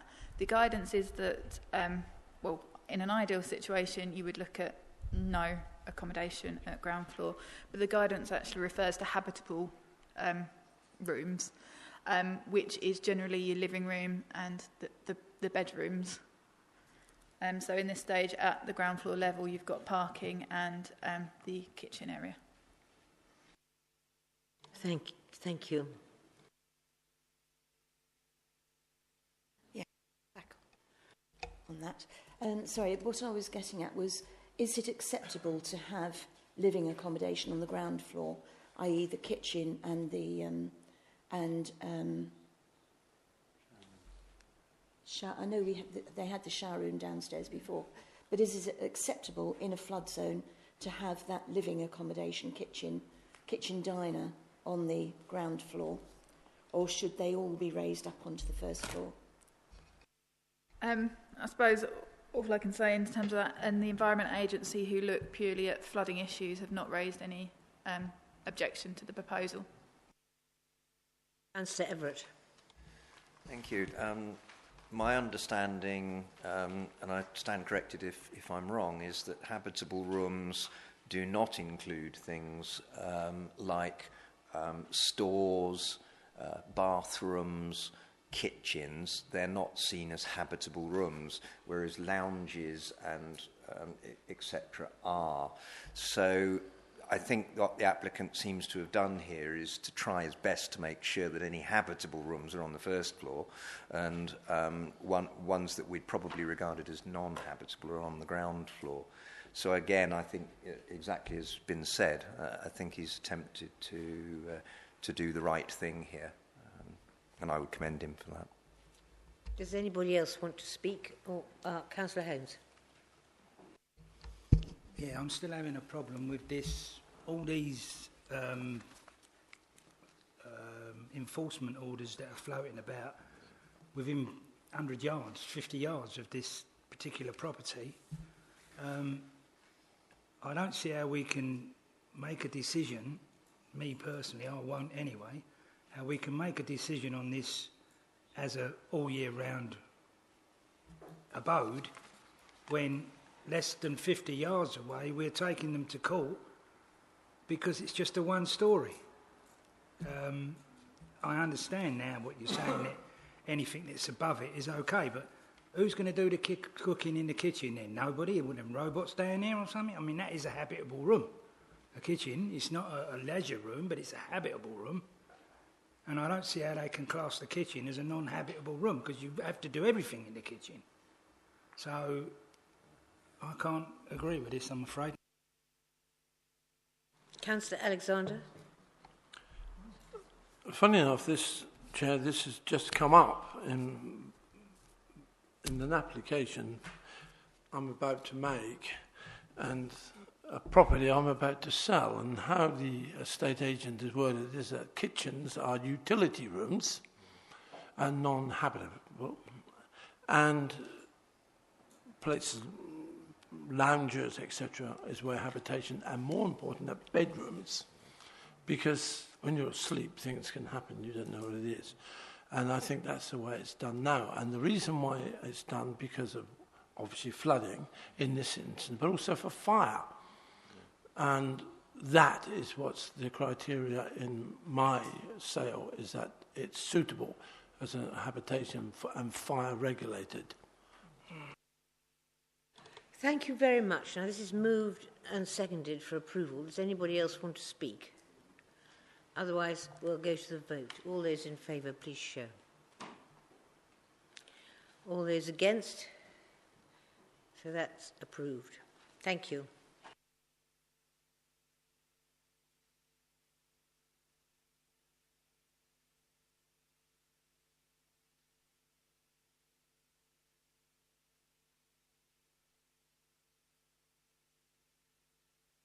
I'm going to say that I'm going to withdraw now for the next one. Thank you.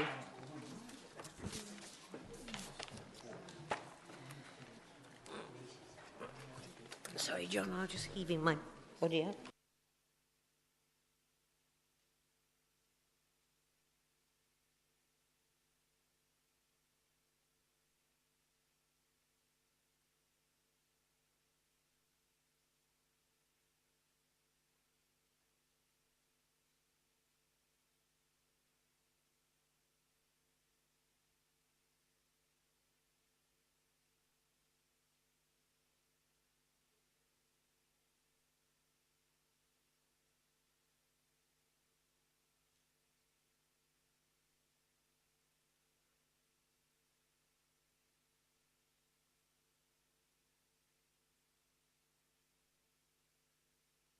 Right, we move on to the agenda. Then item A2 on the agenda, which is planning application 17-01229 outline, land adjacent to the rear of 755 and 757 St John's Road, a well-known site to us.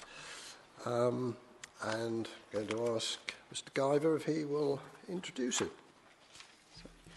Thank you, Chairman. Now, this is an application the committee has had before them already. The committee has already resolved to approve planning permission for this. That was on the 30th of May, and the resolution to approve still stands. The resolution to approve was subject to Section 106 legal agreement being completed within 6 months, and also a series of planning conditions, including planning conditions relating specifically to highway works both on the site and off-site as well. Now, since the resolution, I'm pleased to inform members that the discussions about the Section 106 agreement are progressing very positively. That should be resolved well within the 6-month period.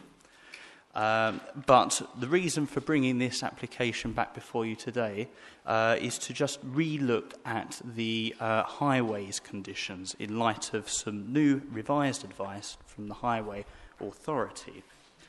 If I won't do the full presentation, but if I take you to the indicative master plan for the development, hopefully, members, you recall the discussions that were had.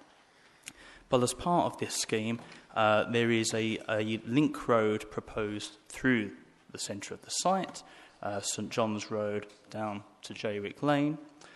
And also you'll recall that Suzanne presented to you specific highway works associated with the development, including the junctions into the development from St John's Road, which is this one, the junction from Jaywick Lane, and the link road that will eventually connect those two, And then there was also off-site highway works relating to the roundabout at the end of Jaywick Lane and St John's Road, the Bockings Elm roundabout there at Close Lane and St John's Road, where off-site improvements were required, the junction with Peterborough Avenue, which is further to the east, and the St John's roundabout, the main St John's roundabout where the fire station is.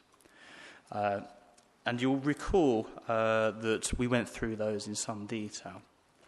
Now, we're not asking for any changes to those requirements or to any of those details, but we are asking to re-look at the phasing of the development and the phasing of these requirements.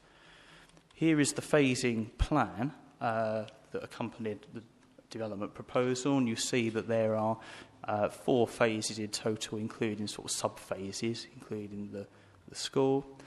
And at the meeting, there were specific questions about the phasing of the development and a particular desire to ensure that all of the necessary highway works were delivered as early as possible within the phasing of the development.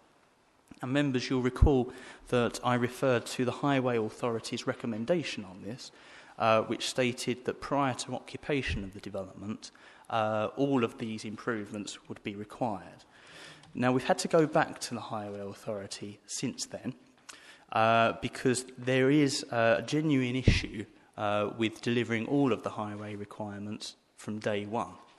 One of them is an actual practical safety issue. If we look at the... there we go. There is a practical issue with delivering the link road before any development starts because of the potential conflict between domestic traffic that would be allowed to use that link road and also construction traffic that is trying to get on with the process of building the development. There is a practical need to keep those two flows of traffic separate, particularly in the early phases of the development. So the developer went back to the Highway Authority to explain that through a reasoned technical note, and the Highway Authority has since reviewed its recommendation, hence me coming back to you now. There are also financial viability issues associated with the phasing of major highway works like this. They are expensive highway works, and it's not always economically viable to spend hundreds of thousands or millions of pounds on highways works before actually commencing development and selling houses. Viability testing has been part of the negotiation on the 106. The phasing of the development has had to feed into those discussions. And the Highway Authority have reviewed their recommendations in light of those concerns as well. So what I'm asking the committee to consider now is a revision to the resolution to actually continue to endorse the development subject to the 106, but that the highway conditions that were presented to you last time round be amended. And if I can specify exactly how they would be amended, I'll do that now. So if we take the junctions one by one, so the St John's Road access would have to be delivered prior to the occupation of any dwellings on phase 1, which makes sense. But the Jaywick Lane access could come at a later phase of the development, and that would need to be completed prior to any occupation of a dwelling or commercial building on phases 2, 3 or 4. So really we're talking about the southern part of the development, 2A, 3 and 4. So the stripy green one, the red area and the orange area, that Jaywick Lane junction would have to go in prior to any occupation of dwellings on that phase. If I move now to, if I go to the link road first of all, the completion of the link road, the revised requirement is that would have to be completed prior to the occupation of any dwelling on phases 3 or 4. So you could, there we are, you can see the phases 3 and 4, the red and orange. So the link road would be built from the northern end downwards, but none of the dwellings on phases 3 or 4 could be occupied until the link is completed. And that would have allowed the construction traffic, most of it, to get out of the way, and it would provide a more practical and economically viable phasing programme for that road to be completed. Off-road works. So the Jaywick Lane junction and also the Bockings Elm junction, the development could commence and early phases could be occupied before those junction improvements are put in place. That's been confirmed by the Highway Authority that have looked at the technical information, but they would have to be put in place prior to the occupation of 250 dwellings on the scheme. The other off-site highway works include the Peterborough Avenue junction and the St John's Road junction improvements. They are further away from the development, but they would still have to be undertaken before the scheme is completed. But up to 500 dwellings could technically be accommodated by the highway network before those particular improvements have to be put in place. So up to 500 for those. So the recommendation is to continue to support the application, but subject to those amendments to the highway conditions as recommended in the latest advice of the Highway Authority. Thank you very much. Now, we didn't have the site visit and there's no public speaking on this one. So, councillors, it goes straight to your good self. Councillor Holmes. Could we go back to the Bockings Elm one, please? They're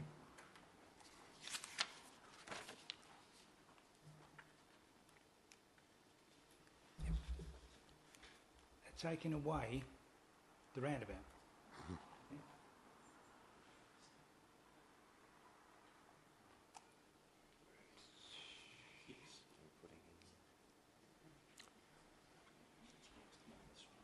I can't.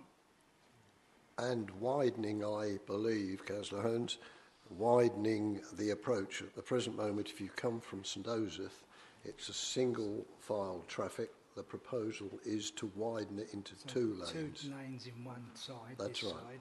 Yeah. Go up and round. Okay. Yeah. I just want to remind councillors, of course, the detail of these junctions has effectively already been agreed by the committee because we presented those last time.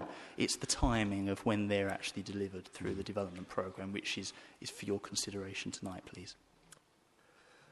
Right. I've got 2 councillors. Yes, whichever one would like to go first. I didn't see which order the hands went up. So. Thank you, Chairman. It's just a quick one. Actually, on this one here, if I may ask the officer, the modified road layout for that one that's not light controlled, is it? I thought it was. It is. Yes. Oh, it is light controlled. Oh, that's okay. Thank you. Yep. Thank you. Right. So now, Councillor Benison. Thank you, Chairman. Yes, going back to the roundabouts, the Peterborough, end of Peterborough, I should have expressed an interest earlier because I'm one of the councillors for Peterborough Ward. But the roundabout at the end of Peterborough Road is quite a dangerous roundabout in my opinion because traffic already ignores the mini roundabout there, and it will be exacerbated if it's not improved beforehand. We have further up, we have another road where traffic has difficulty coming out of Hampstead Avenue and turning right because of the wide road there.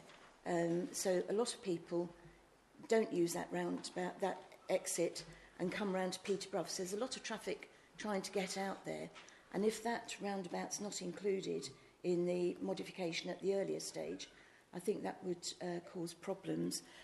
The other thing is, on the link road, we were told that there would be a bus route, and that would be included right from the start. But if that link road's not being built, presumably there will be no bus route through the site and for years. If I take in reverse order then, yes, the provision of a bus route is still a commitment of the development. Obviously, it won't be a through route for buses until the link road is complete, but on completion of the link road, it would have to be put in place. Through the Section 106 agreement, there is a £500,000 contribution to actually putting those services in place. And in the interim period, before the link road is completed, and this will be up to discussion between the Highway Authority, passenger transport services and the bus companies, there could be the potential to have a turning facility within the development for a temporary period of time to allow buses to access it. But there is still a requirement within the 106 and within the conditions to deliver a bus route through the scheme. And then the other question was about Peterborough,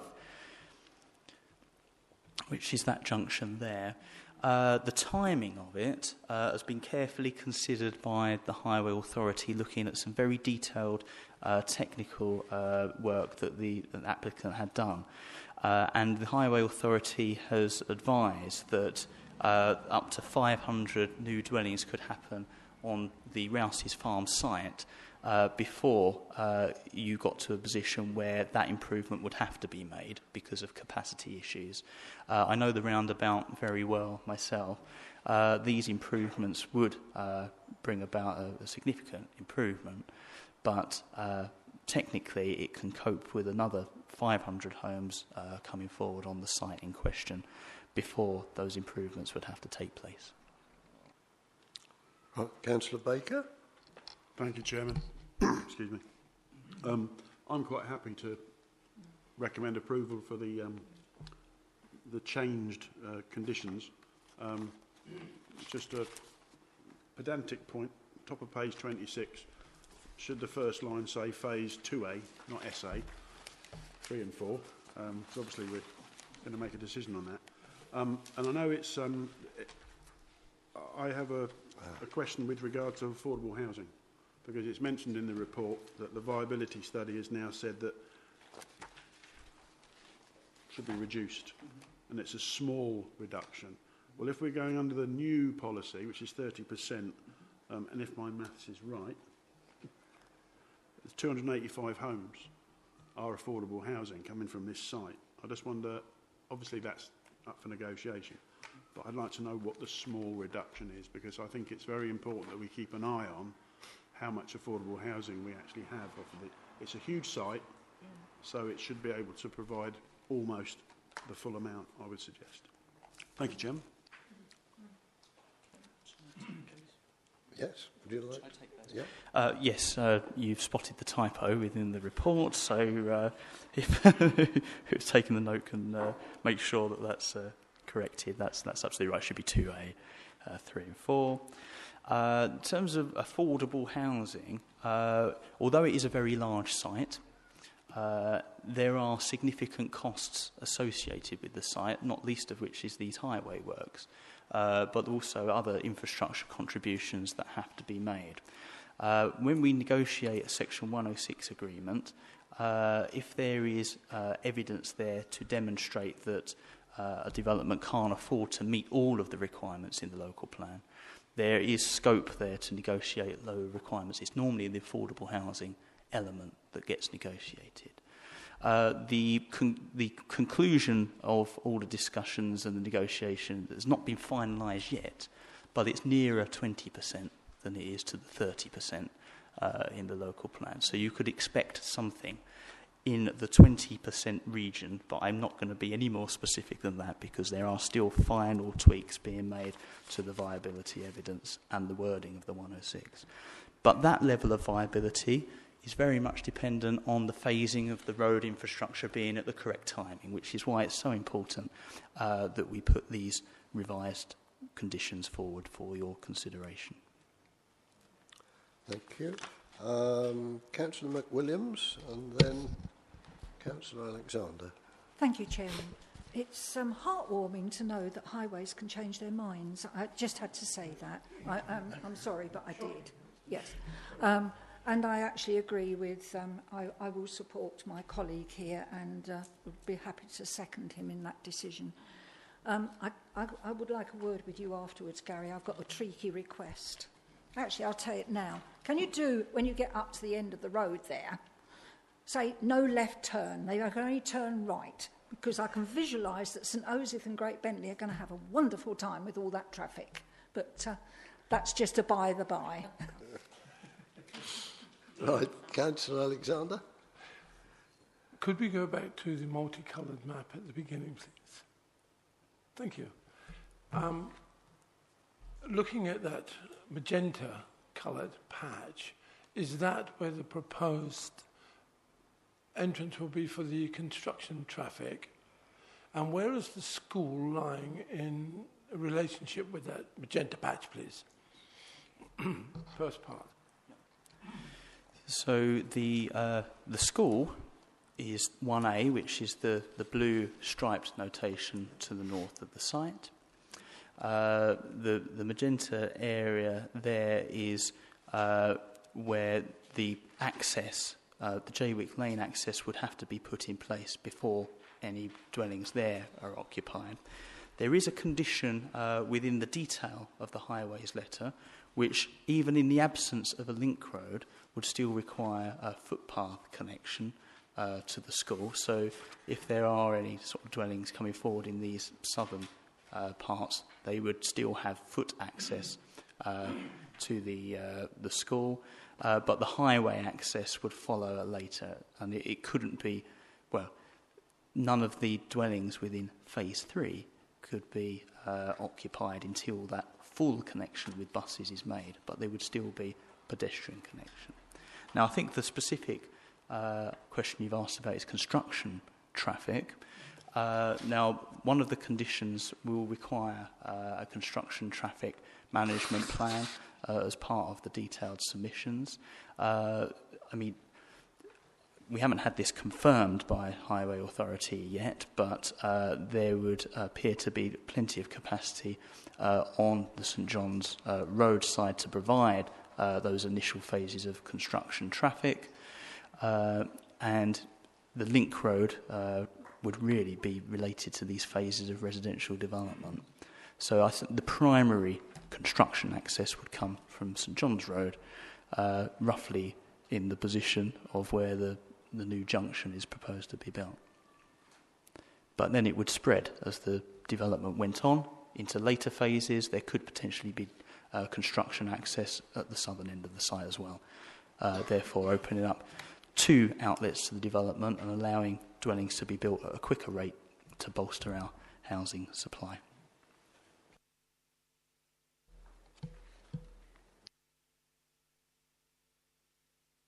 Anybody else on my list?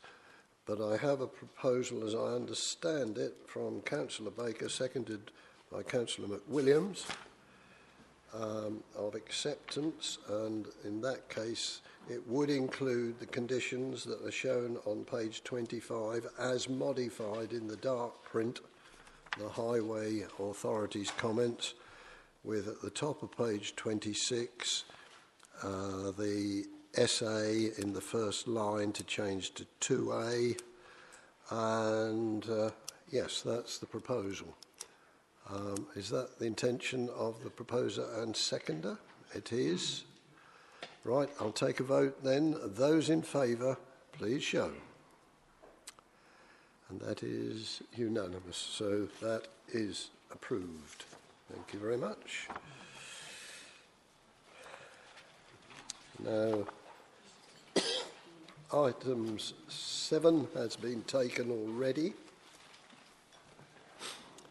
So we move to agenda item 8,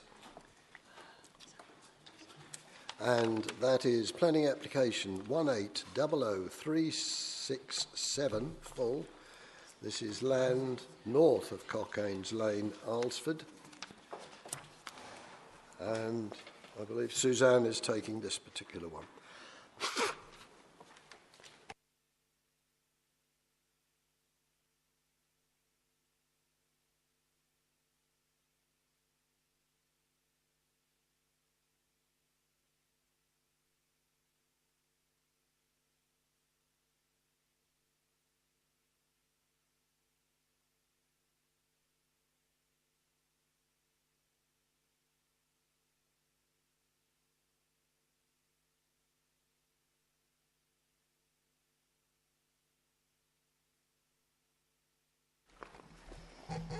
Right, so this application is a full application for the erection of 84 dwellings, and it includes the provision of affordable homes, access, parking, garaging, associated landscaping and public open space, and it's on land at north of Cockaynes Lane in Alresford.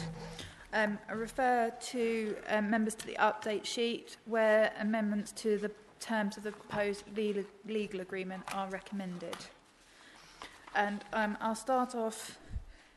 We received an email from Councillor Scott, who was going to speak this evening but couldn't make it. So I'll just read out the points that he has raised. So it starts off, as I cannot make the meeting, I want to make sure that the conditions are in place for the application. That dirt and dust does not affect residents. The working times are at 8 a.m. onwards to a reasonable time when finishing. Delivery of items to the site is maintained and not to cause further problems with residents in this area. The hedges and trees to remain to protect the lane and the rural setting. Refers to Alresford Primary School being full and residents new to the village are being told to go to other primary schools as far as Colchester. He's asked that please confirm to the committee will there be sufficient places. Upgrades to bus stops, please confirm this as was in the south of Cockaynes Lane agreement. Also to note the 87 bus services to be axed from September. Could this affect transport and bus stop upgrades? NHS, the surgery is already at capacity. What is being planned for future residents and their health needs? That he would prefer bungalows along the boundary of Station Road, similar to the south of Cockaynes Lane. And concerns from residents and their letters should be considered, and also the junction of Station Road and Colchester Main Road should be looked at due to the increased traffic. Several bus services is not true from September due to changes in times and removal of services, and he questions how many affordable homes will be on the site and are there any to be gifted to tendering. So that's just an outline of the points that Councillor Scott raises. So in terms of the application, it's outlined in red. The site lies outside of the settlement boundary within the adopted local plan, but is within the emerging local plan. And the site has extant planning permission following the grant of planning permission on appeal for up to 60 dwellings, and therefore there's no principal objection to the development. The site is relatively flat, semi-improved grassland, but does slope slightly from east to west. So that shows the aerial photograph, and you'll see the neighbouring properties on the northeast and southeastern boundaries. And you've got the surrounding fields, and this is the site of the development on south of Cockaynes Lane, which is currently under construction. So I've referred to the appeal, and the appeal was in outline form, so this was an indicative plan only, but this is what the inspector approved or considered, and that was a proposal for 60 dwellings. So in terms of the surrounding area, this is a site from the junction of Cockaynes Lane with Station Road, and the position of the site access to be created through the hedgerow on the right of that photo, and that shows the site and the site again. So there's no specific features within the site apart from the boundary treatments, and this shows the surrounding developments, so properties along Station Road to the east of the site. And that's, again, other surrounding properties. And that shows the surrounding bungalows to the north of the site. So this is the proposed layout. So it is a full application, so all matters are under consideration. So the access is from a new Belmouth junction created off Cockaynes Lane. And there'd be a range of secondary roads and private drives serving the proposed dwellings. The scheme would provide for a range of house types, detached and semi-detached, and it would be a mix of 2 and 3 and 4 bedroom units. So it proposes 13 2-bed units, 37 3-bed units, and 30 34 4-bed units. The average net density would be approximately 26.5 dwellings per hectares, and the private rear gardens would meet or exceed the standards within the Essex Design Guide. All the dwellings are to be 2-storey in height, with the exception of the garages, which are single-storey, and parking provision is in accordance with the council standards in terms of the parking for each proposed dwelling and the visitor parking. This shows the landscape master plan. So it's proposed an area of formal open space in this location, and you'll note on part of the amendment on the update sheet is that this will be provided and this will be transferred to the council as part of a legal agreement with the future maintenance contribution, and it would be up to the council to decide where it went further. And also part of the amendment is for a play equipment contribution. So there's no play equipment to be provided on site, but a contribution will be made to the improvements of the existing play area at St Andrew's Close. So the next few slides are indication of some of the house types. There's not all of them, but it will give you a range. So the design would follow cues from the development to the south of the lane, and it would have regard to the Essex vernacular and the guidance set out within the Essex Design Guide. So an office consider that the buildings are individually of architectural quality and that the house types are acceptable. And in terms of the height and massing and the overall elevational design, it's considered that it would harmonise with the character and appearance of the surrounding area and would not result in any harmful impact. So this shows some of the street scenes. So it's the colours there, so it's the street scene towards the edge of the site, and it just shows members how you've got variety within the site and what sort of environment would be created. And that shows some of the other areas, possibly in the more prominent locations adjacent to the open space. And this shows some 3D view of how it would appear and some images. So in terms of the materials, there is a mixture of different bricks and tiles throughout the site, with some render and boarding. The office considered that each individual material proposed is acceptable, and that the way they're utilised throughout the site is acceptable in creating some character to the area, but also some variety. In terms of the surface layout, this shows what they're proposing. So you'll see the grey and sort of dark grey. It's mainly asphalt, and you've got sections of block paving in terms of the private drives. And this refers specifically to one of Councillor Scott's questions in terms of the affordable housing. We've got the blue are the affordable houses, and they're to be 11 gifted units. Now, this is requirement is a bit of a special case in terms of this, because in terms of the appeal decision, that was for 60 dwellings, and there's a requirement for them to provide 3 gifted units. Since that time, the process of how we require affordable housing, we're now leaning towards more the 30% on-site contribution.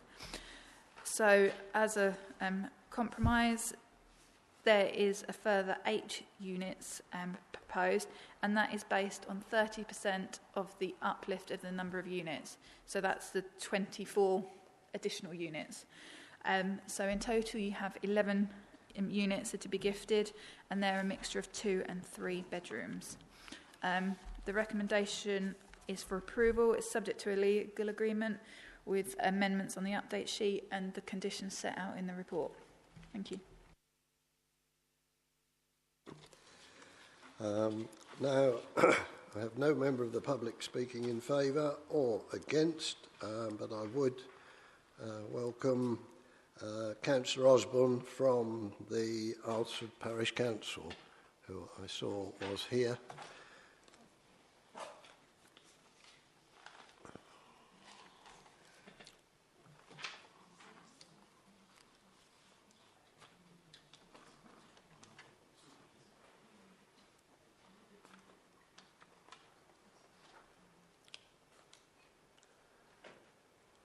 chapter.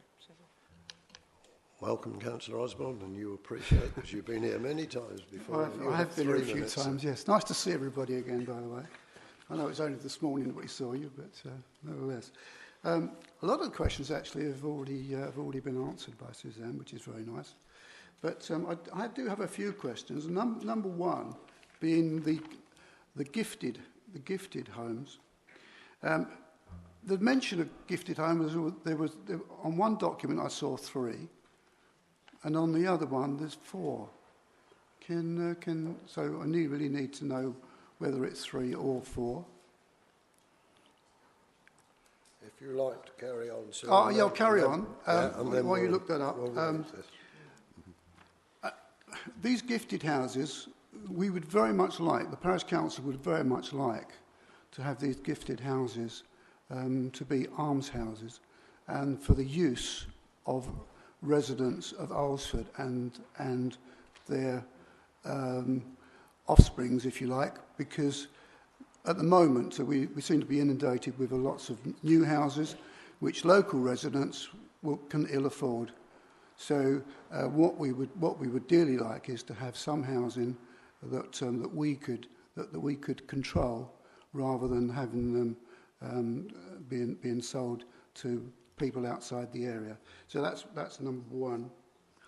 The other thing is that we talked about the maintenance agreement, and it was said that the Parish Council would love to take over the maintenance of the site once it's completed, which we would, because at the moment we're very fortunate in winning very, very many awards for our village of the maintenance of the village.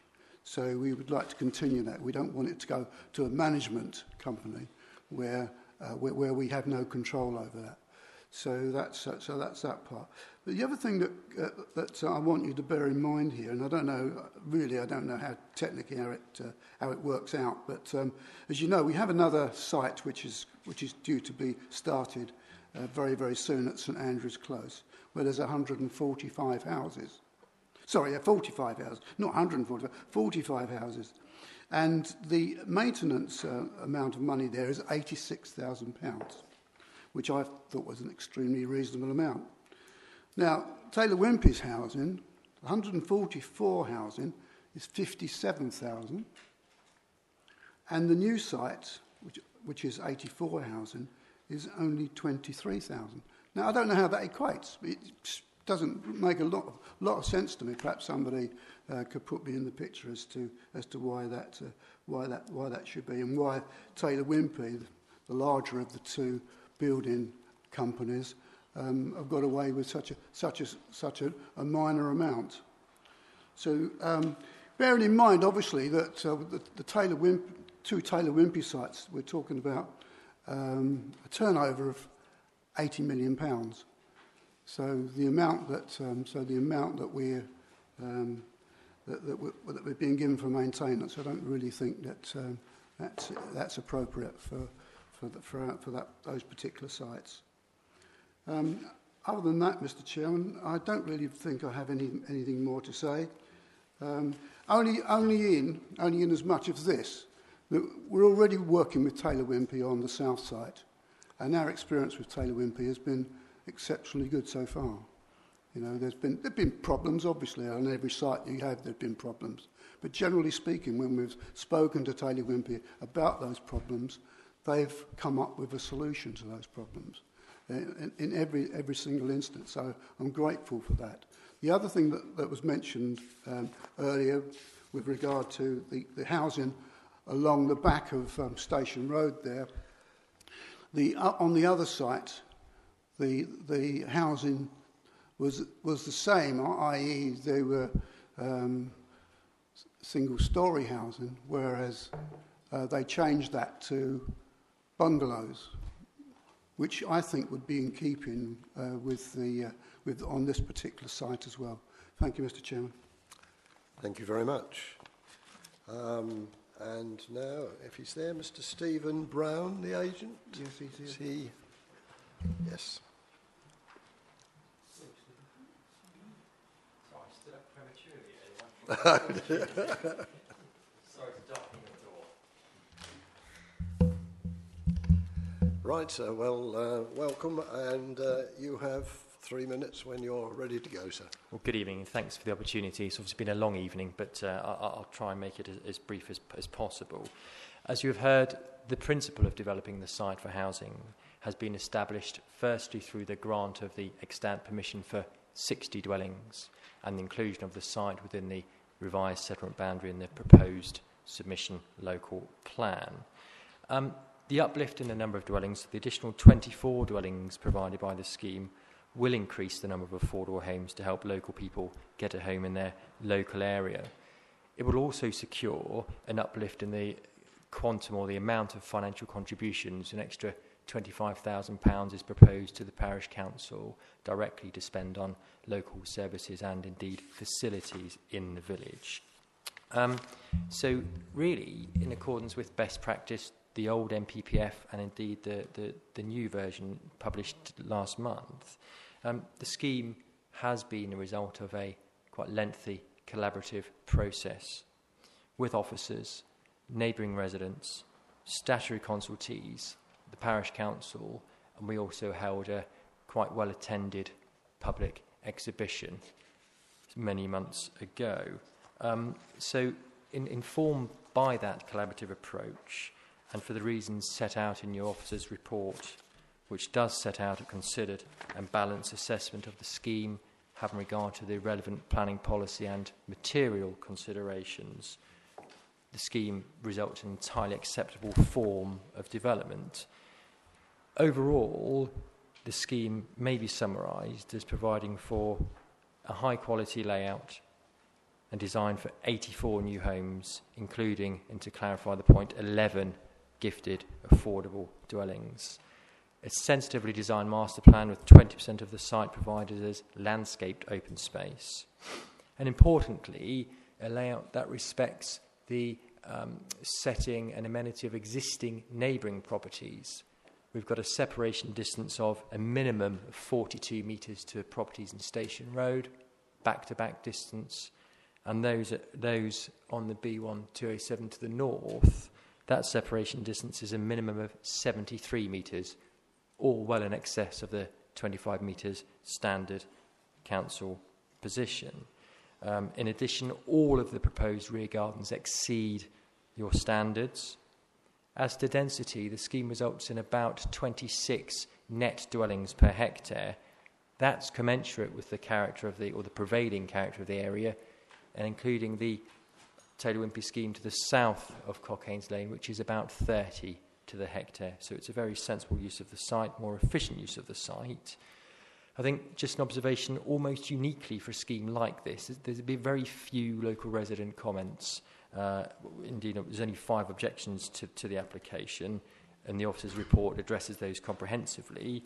And just to sum up then, the scheme results in a high-quality residential environment, which is the result of a collaborative approach to placemaking at the village.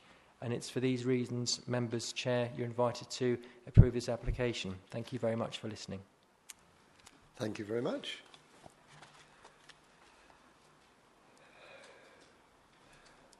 Right, Councillor. Oh, I'll just ask whether Suzanne's got any extra points she wants to add as results of the... Just to come back on some of the points raised during public speaking, in terms of the number of units, as part of the previous scheme that was allowed at appeal, it was 3 gifted units. The affordable housing will be allocated to people on the council housing list. I believe there is some hierarchy in that, but that's not for the planning system to control. And in terms of the maintenance of the open space, the agent has confirmed that it's happy for it to be transferred to the council. And in terms of the reference was made to the amounts of the maintenance contribution, that's something that is given to us by our open spaces team, but it could be based on the layout of the scheme and the type of maintenance that needs to be carried out. Right, thank you for that. And a follow-up question just from me. I think it's good that this arrangement has been made between the applicants and the parish council. That's showing very promising. And if the land is transferred to them, do we need to put an amount in the Section 106 for supporting this? I think that's something that we ought to consider, that it ought to be in terms, at the present moment, terms are going along very well, but I just wonder whether it ought to be specified. We've heard what the parish council say about that. I'll get all the questions together and then ask you to sum up on those if you can. So Councillor Baker starts the ball rolling. Thank you, Chairman. My first question was going to be about the affordable housing, because it was a bit confusing in the report as to what was going to be gifted and what wasn't. And I'm actually glad to see that 11, that's a nice number. What does concern me, when we had our training and went to a couple of sites with regard to design, one thing that was pointed out to us was the fact that affordable housing was all in the same place. And the implication was it shouldn't be. And I don't have too much of a concern about it, but I just wonder, is there a reason that this developer actually stuck them all in the top right-hand corner? Thank you. Right, that's another question. And Councillor McWilliams? Thank you, Chairman. My concerns were also about the design for the affordable housing. I'd like to just see what the design would be for those as well and how they differ from the rest of the site. I'm also very disappointed that, again, we've got another development before us with no bungalows. And I think originally it was mentioned that there should be bungalows in the original 60, but I could be wrong there. But I just feel that that should be something that should have been considered. Right, thank you. Councillor Benison? Thank you, Mr. Chairman. Could we have a look at the two site layout plans? We have this one. Could we have a look at the original one, please?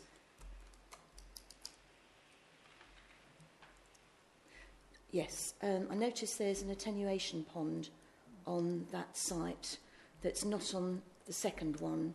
So that's... I'm just wondering what sorry, where? Can you show me? Sorry, that looks like a play area there, because it's not blue. Right, thank you very much.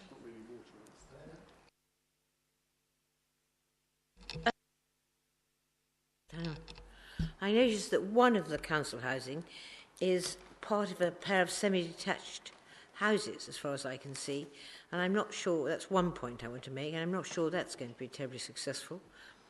And the other point is that there seems to be very little planting along the boundary with Station Road or the other boundary. It looks as though the planting is not a continuous line of planting, and I think we certainly should have proper planting. And again, I'm disappointed that there's no bungalows on this site, which I think there should be. And also that the housing seems to be going into the general pot of council housing with no chance of Alresford people getting in there first. Is there anything can be done about that, or under the 106 agreement? Councillor Everett. Thank you. The previous application that's been referred to was an outline permission and provided for 60 houses, but it was an outline permission. This one is a full application. That means it needs to be dealt with slightly differently legally with regards to ecology. I don't have any concerns about bats. That seems to be appropriately dealt with in the reports. However, the reports do say that there is the possibility of dormice, another European protected species, that are still to have reports written about them as to whether they are absent or present. Now, that's serious in terms of a full application, because under normal circumstances, an outline application, we would then say, well, once the reports are there, we'll make the decision. at the reserved matters. But of course, this is a full application. So if we pass this tonight, then we're not fulfilling our statutory responsibility in relation to the dormice. So I'd like to propose that actually we defer this application, not only for the lack of reports on the dormice, but actually the other issues that have been discussed around here tonight in terms of talking to the developer about bungalows and various other issues, which I'm sure the people around the table will actually wish to add into that list when they wish to do so. I'd just like to come back. Councillor Heaney, yes. When I was whittering on before, I forgot to say that I'm very disappointed that they go for, Telly Wimpey have gone for 60 houses, and then, which originally it was, and then they come back and bump it up with another 24. This is a tiny little road. I can't think what these roads are called, which are... Cockaynes Lane. Yeah, I know it's called Cockaynes Lane, but they've got some special name, haven't they, where they can't be made bigger. I can't remember what they're called. What are they called, these little... Quiet lane, thanks so much. I think it's not a quiet lane. It's a green lane. It's some kind of lane, I think. Anyway, that can't be made wider, or was originally not going to be made wider. And it's a tremendous lot of cars. All these cars will probably have, most of these houses will have 2 cars. And all that traffic coming in and out of that lane, where there probably won't be any passing places, and the Wimpey development, it seems ridiculous to me. Right. I think we've got enough points, Suzanne, to try and sum up, if you could. Yeah, I'll try and sum up all the points. I apologise if I miss anything. So in terms of the Section 106, there will be a requirement of the Section 106 for a financial contribution towards the maintenance of open space. The figure of that is yet to be agreed. In terms of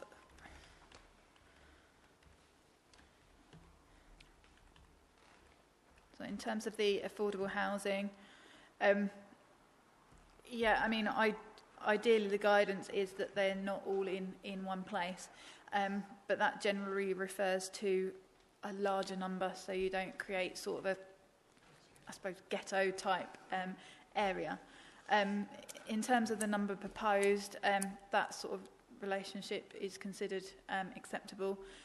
It's generally a preferred thing that they are grouped together in some respect in terms of maintenance and things like that for the future if it goes to a registered provider. So that is sort of the reasoning behind that. In terms of, there's a question about the design of the affordable housing. If you bear with me, I'll flick through the house types to show you semi-detached or private house. Which ones they are, but they're all done by numbers. So that is what one of the affordable houses would look like.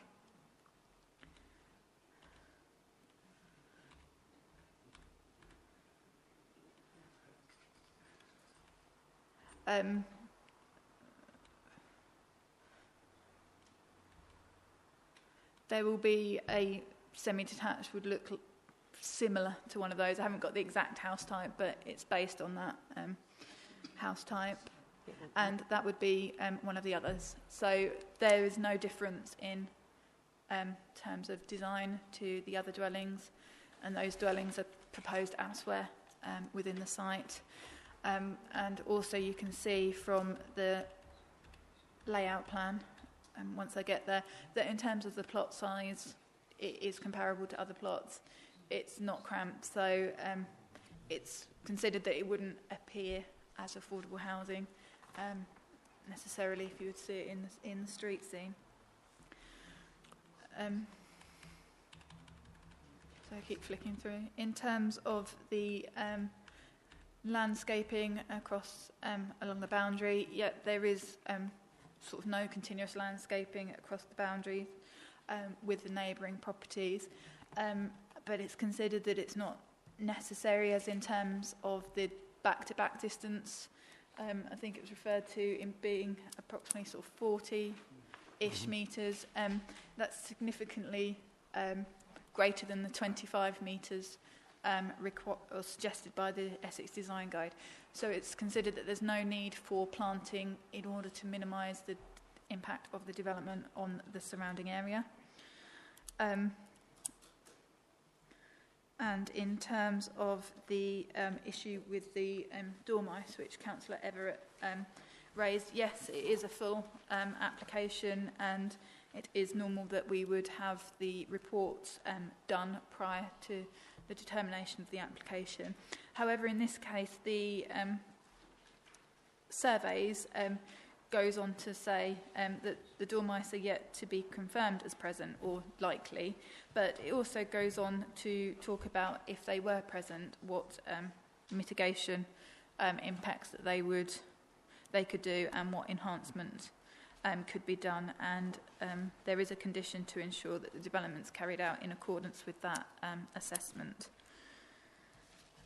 In terms of the potential uplift in the number of units, you are looking at an additional 24 units, and whilst there is a need for, it is greater than what was considered at appeal, there is a need for developments, well, the best use to be made of developable land, and it's considered that the site can accommodate the additional 24 dwellings without resulting in overdevelopment or an adverse impact on the surrounding area. I think that covers everything.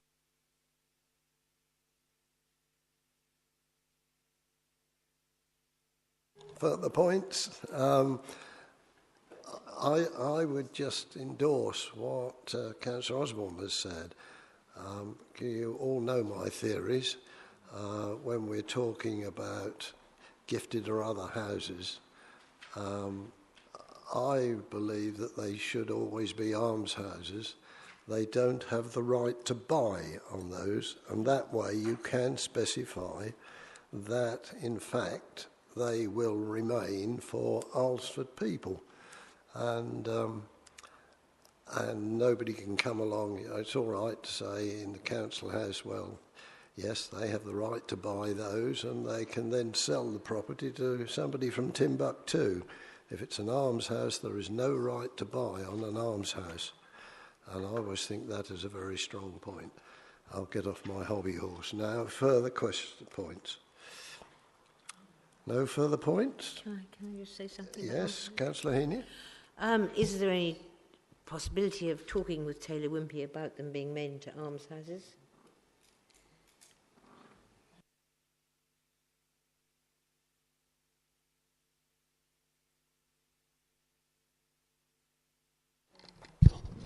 Obviously, within my ward, we have the Lawford Housing Enterprise Trust.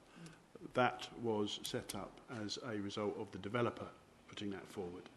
And the way I look at 106 is that they're gifted council houses, and there'll be a waiting list of who needs what for Alresford and the surrounding areas, and whoever's put down where they want to live. And unfortunately, they will be council houses unless the developer wants to go back and rethink the way it's done. But I doubt that would happen, bearing in mind how far forward we are. Just my comments, Chairman.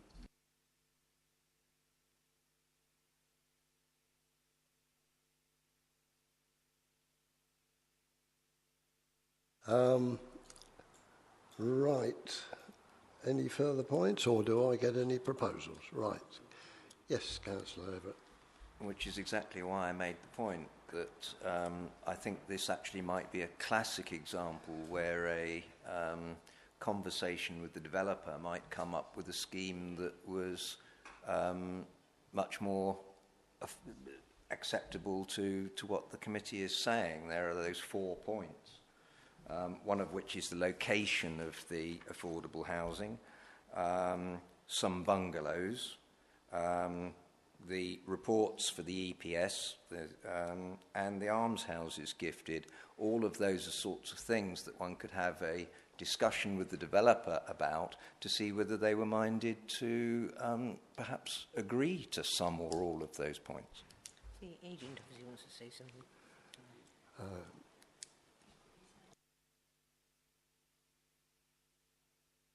Can't take anything points from the floor. Right, so you're saying, Councillor Everett, that you are proposing that the item should be deferred on those 4 points, and that would, those 4 points that you've raised. Councillor Yes. Williams. Councillor McWilliams.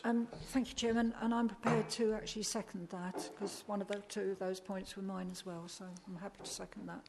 Right. Further points, if anything? If not, does Suzanne or Kath want to speak? Kath wants to say something. Yes, certainly. Just in terms of the almshouses, that particular model was appropriate at a particular point in time with a particular set of circumstances, which I understand is no longer likely to be the case. And really the sort of planning issue is to secure an appropriate proportion of affordable homes, and that sort of the precise mechanism for that, or the body that might sit behind that, is for a different discussion really. But I think actually the circumstances that made that model appropriate at the time is no longer the case. Yeah. Solicitor wants to make a comment. Also, just going back to sort of Kath's point, really, that's obviously housing policy, sort of determined separately to that, the underlying, that's based on consultation with the housing department. Kath will correct me if I'm wrong, but that's where that recommendation comes from. So obviously you're sort of straying a little bit away from that side of the decision making. Right. Councillor Everett, it's your proposal. One of the speakers actually said and made a very confident point about Taylor Wimpey, that they had been very good in having discussions with them and coming up with new ideas. So perhaps saying that there should be almshouses is the wrong thing. We're giving the answer before we actually ask the question. Perhaps we should ask Taylor Wimpey whether they have any suggestions as to novel ways of doing this that might fit the bill. Yes. Right, so the proposal still stands, and the seconder is still happy with that, or would you like to comment? I like the idea of novel as well. I think that's good. Thank you. Yes. Right. No further comments then. I'll put that to the vote, that it is deferred. I should think we ought to stay at this point. The idea of the estate gets support, but there are still some fine-tuning that we feel ought to be done, and therefore this is the reason for the deferment. Right. So you all know what we're deferring. Those in favour of deferring, please show. And that is unanimous. Thank you. So it is deferred. Now, I can't say how soon it should come back, but I would hope that it comes back to quite a short, there should be only a very short period. Yes, yeah, indeed. Thank you for that. Right. In that case, we will move to item A5, which is planning application 1800827. This is another full application, and it is for 13 Church Street, Harwich. And Mr. Norse is going to take this one.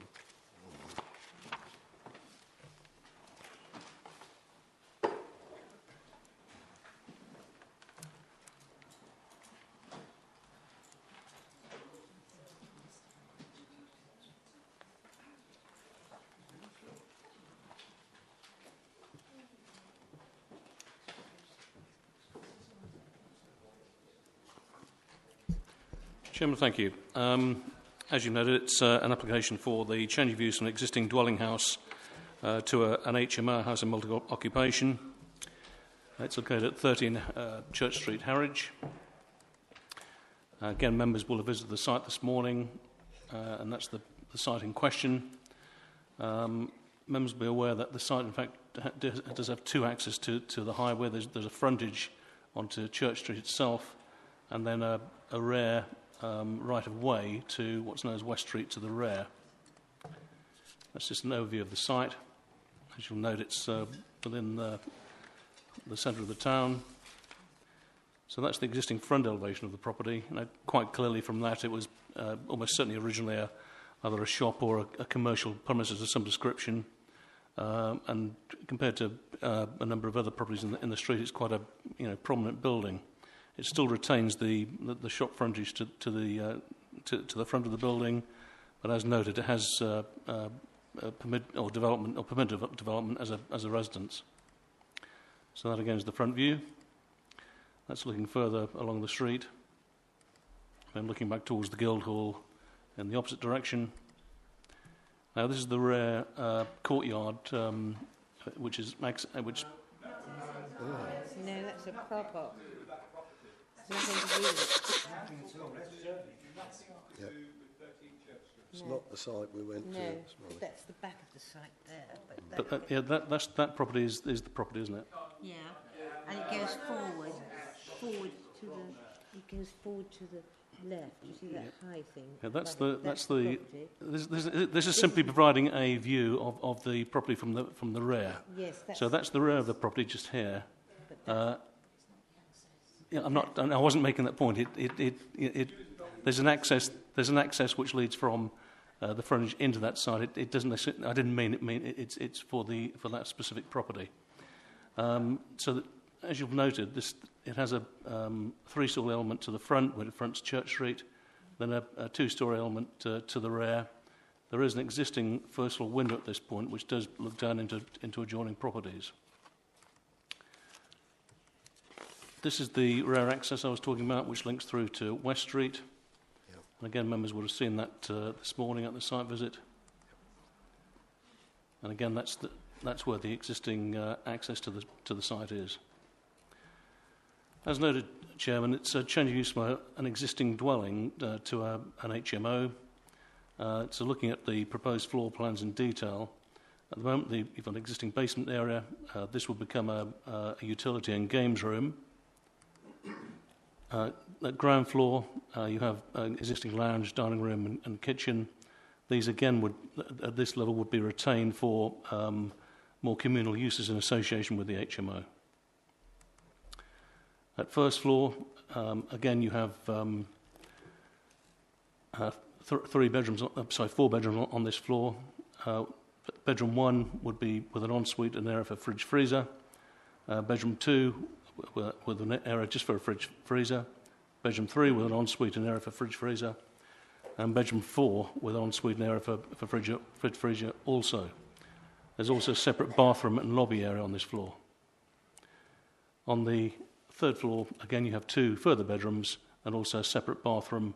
One of the bedrooms does have an existing or a proposed ensuite. So I'll just go back to the start. So, Chairman, I think the key thing that officers have considered here is the... let's just go back to the slide. So there we go. It's really the difference in terms of the use of the building and whether it can be classed as acceptable compared to the existing use as a residential dwelling. As noted, at the moment it is a large house. You technically could have a large family living in the house. What's being proposed as part of this application is that it's to be used by 6 individuals, and in fact we're proposing a condition that it's restricted to 6 individuals only. As you'll note from your report, it is considered to be policy compliant, and in this location within what is classed as a sustainable location, this type of use would be considered acceptable. As we note in the report, there is a need for this type of accommodation within the town, and certainly taking into account the available or the amount of space within the proposed HMO, it is considered to be acceptable. As I've noted, there is a significant amount of communal space provided within the building as well, which again helps and supports the principle of this. Officers have sought, as you'll note from your update papers, more information about the rear access, and unfortunately to date that's not been forthcoming from the applicant. However, there certainly is a right-of-way which the applicant could use. I'll just go back to the ground floor plan again. Hang on. Certainly, on the site plan for the site, there is a that the proposed bin storage areas, for instance, are shown to the rear of the property, which implies they would be used from the rear access point. So the bin storage is actually shown within this location here, and it clearly would be taken via this access to the rear. So the question is whether the increase in use of the building would be considered acceptable in relation to the current use as a residential dwelling. The recommendation is for approval, Chairman. Thank you.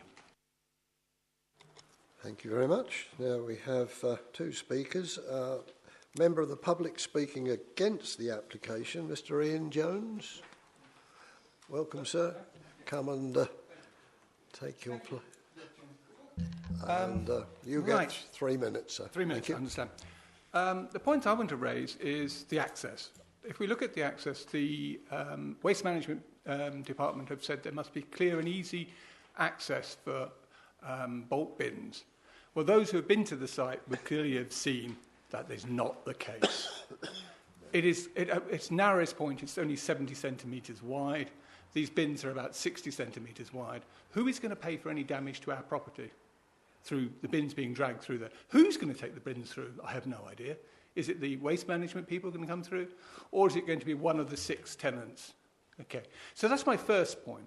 Second point, in the proposed plan, they talk about there being 50 square metres of outside amenity space for 13 Church Street, and goes on to say about the 25 metres that it's expected for a flat.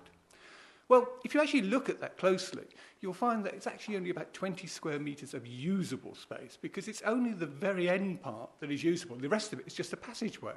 And within that 20 square metres is actually where the bins are going, according to the plan, and also the bicycle shed for 6 bikes. So when you take that into consideration, you're probably down to about 14 square metres of usable space. So the outside amenity space for the 6 residents is way too small. I mean, surely it should be similar to, say, 3 flats, if you think of 2 people living in each flat, somewhere around 75 square metres. It isn't. If we look at the inside of the property, the planning officers say that the noise will be kept to the minimum because there'll only be 6 people. How on earth are you going to guarantee there'll only ever be 6 people living in that property? Is the council going to go around every night and check that nobody's sleeping in the beds they should? Now, inside, there is a tremendous amount of amenity space. There's the basement, there are 2 lounges, there's a dining room, and there's a very large kitchen. So isn't it likely that given that HMOs tend to be, younger people tend to go to live in the HMOs, that it's going to become a focal point for parties and gatherings? Because there is a huge amount of space, far more than 6 people could ever need. So again, that's going to have an impact on the residents living behind it, in front of it, and beside it. So on those grounds alone, I would have thought this proposal should be rejected. The other point about the right of way is that at night we try to keep the gate locked on the street end. Now, the reason for that is twofold. One, basic security, and the other one is, unfortunately, people have used the underpassage as a secret toilet. A toilet, basically. So if there's 6 people living there, how practical is it going to be to give 6 people a set of keys and ensure that they all keep the gate locked at night? I doubt if that will ever happen. So again, another reason I believe that this proposal should not go through. Thank you. Right. Thank you very much, sir. Thank you.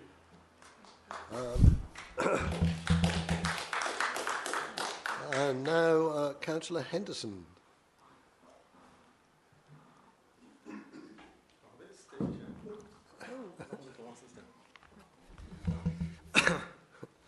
First of all, thank you, Chairman, and thank you, members of the committee, for giving me the opportunity to speak here tonight.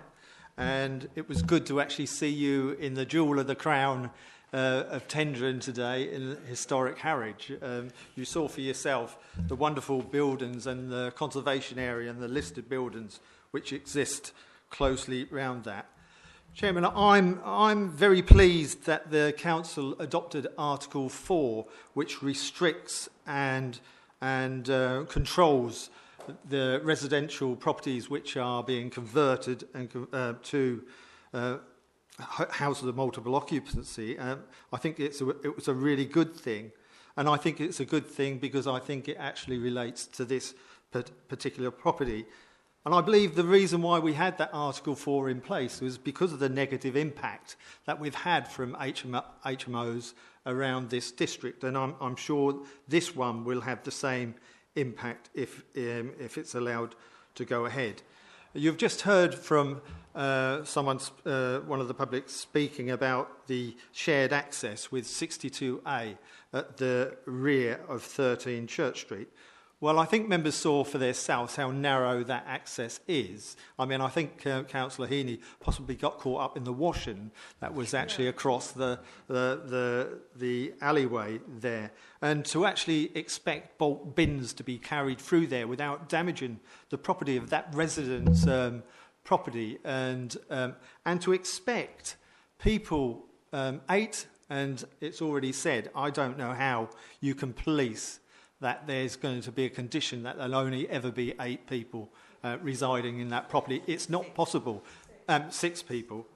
You've already seen the responsibility of the applicant by not answering the conditions. If that's anything to look at for the future, I'm sure they're not going to be a very responsible applicant or landlord. So this resident at the rear is going to have to put up with possibly people coming and going 24/7, 365 days a year. The impact of that will be absolutely terrible, and it will give harm to the peaceful enjoyment of those residents and will impact on their quality of life. The planning report paints a picture of this change of use as being very similar to the conditions of the existing residential property. It is not. These are 6 unrelated individuals sharing basic amenities. It's not the same as a normal residential area. And it also says on the report that there are similar properties around the area. There are not. Most of the properties and the flats around the area have a very good landlord, actually, and it's Tendering District Council. And they are self-contained properties, and they have their own private areas, not shared areas.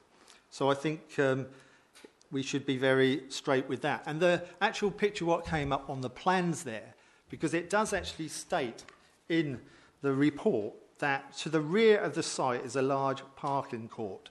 It has not got a rear parking court at the end, at the rear of that 13 Church Street. It's just a lane which goes past 62A.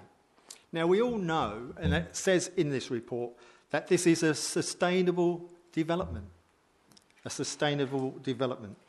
It's in an area of one of the highest deprivation wards within the district, the East Ward. And the reason for that is because of landlords now encouraging vulnerable people to get on the train from London boroughs with a one-way ticket, because it also says that it's got good local transport links.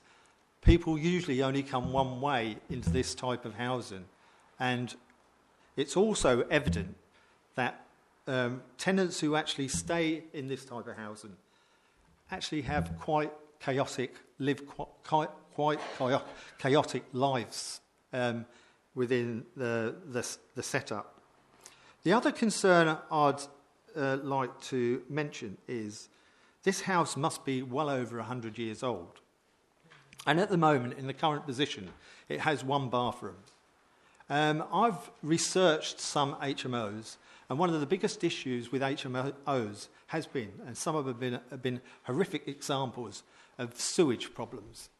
And we are now turning a property over 100 years old, which has designs of sewage and drainage just for 1 bathroom, and now making it available to have more or less 5 bathrooms, 5 en suites, plus and 5 toilets, that will put an absolute strain on the existing sewerage. And there's other areas of scene where that sewerage has gone terribly wrong for the residents in there. So I would ask members to reject this. It's wrong. It's not in keeping with the area, the conservation area. It's alongside listed buildings. It's not the type of housing I believe that we should be providing for vulnerable people. We've just heard tonight about examples of affordable housing.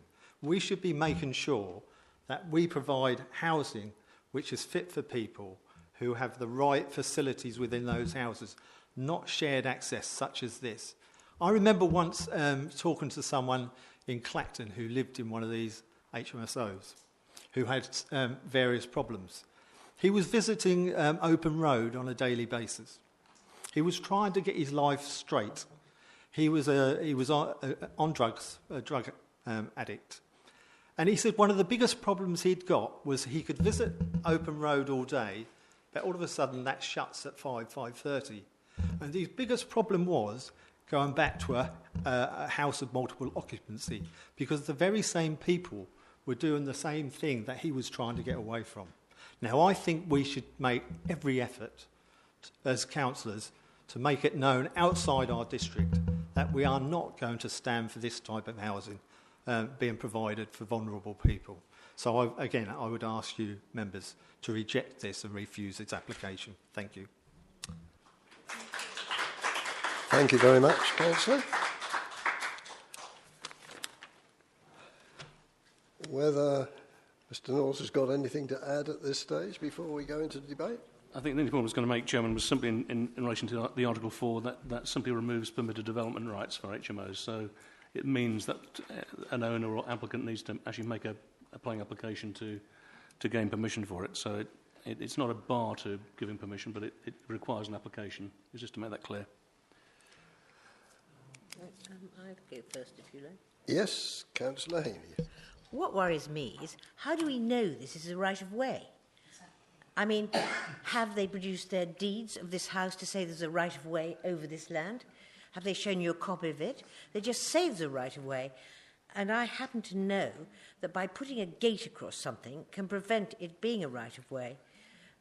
If you leave a gate across, and if you lock it one day a year, that becomes yours. And that gate, 2 gates, have obviously been across for a long time. And I think this is not a right of way.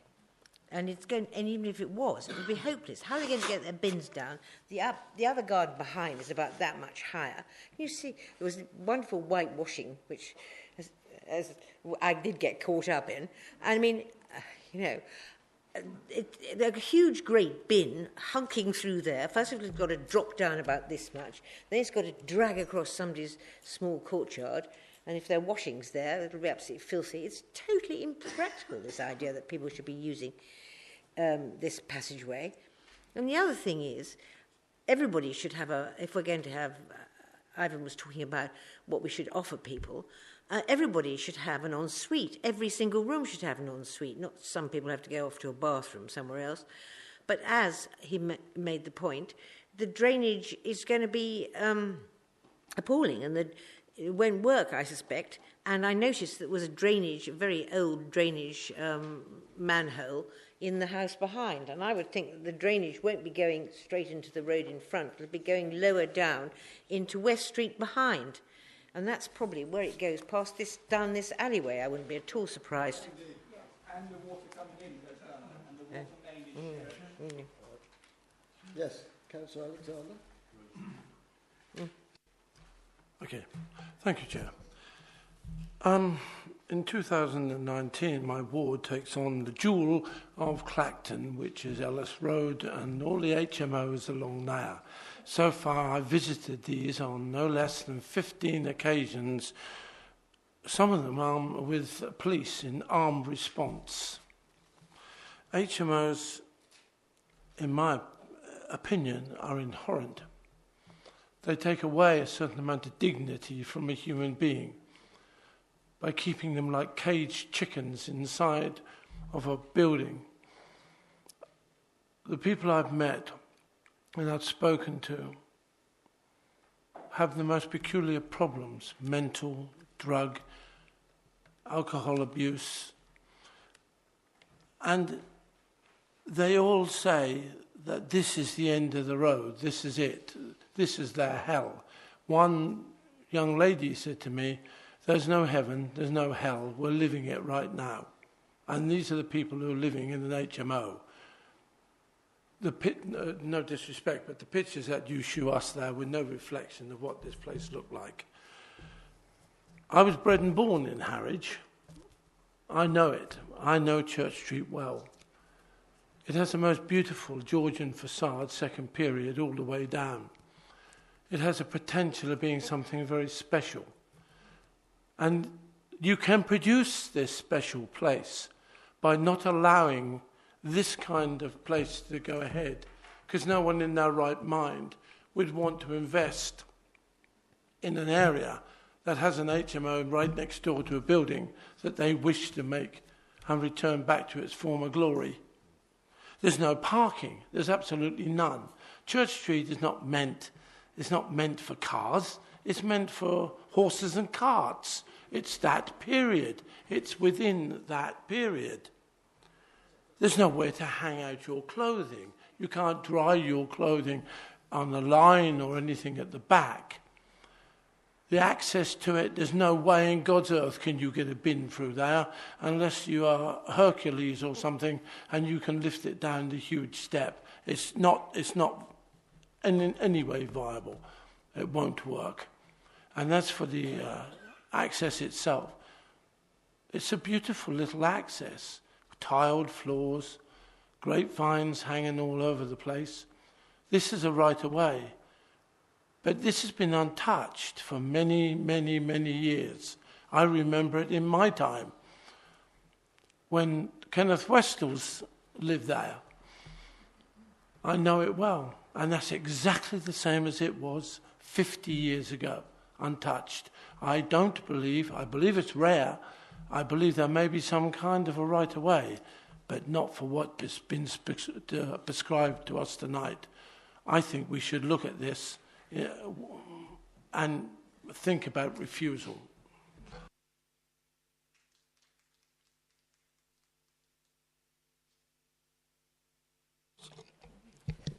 Thank you, Chairman. I haven't lived in Harwich all my life, but since the age of 10, and one of my stomping grounds, even from that age, was down in Old Harwich. So I do also know that area very well. And I know when I first looked at this application, can't believe I'm going to say this, but I think this is the only way I can put it. There's all kinds of wrong about this application. There's so much about this application that I believe is wrong. And one of the strongest things that I believe is wrong is the fact that HMOs are horrible places. In another life, I worked as an officer at Colchester Borough Council with the HMOs in Colchester. They are horrible places. And if it was up to me, I'd get rid of them all. There wouldn't be any HMOs. And I don't think we should have one in Church Street. And the other thing, of course, is the historic buildings, which, of course, there is one there that is a Grade 1 listed building as well as the Grade 2 listed buildings. And an HMO does not belong in that area, and the parking issues as well are all wrong. Thank you, Chairman. Good. Councillor Baker. Thank you, Chairman. I just want to get something clarified, if I may, on page 137, paragraph 6.5 and paragraph 6.8. 6.5, shared underpass stroke passageway between number 63 and 62A, and we heard from the gentleman that lives there. And then there's a reference, access to the rear garden can be achieved by a gated side passage. Is that one and the same? It is. Thank you, it's one and the same.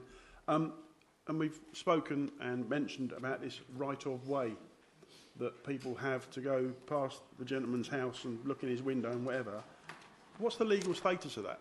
Yeah, exactly. Because if there isn't a legal status and it's just a gentleman's agreement, then all the things that have been said about you can take your bins out and they've got access to, that's not going to happen. So I just wonder where we stand with that. And I'm quite in agreement with my colleagues. HMOs are not nice places. My daughter lived in one for a while, and no, they're just wrong.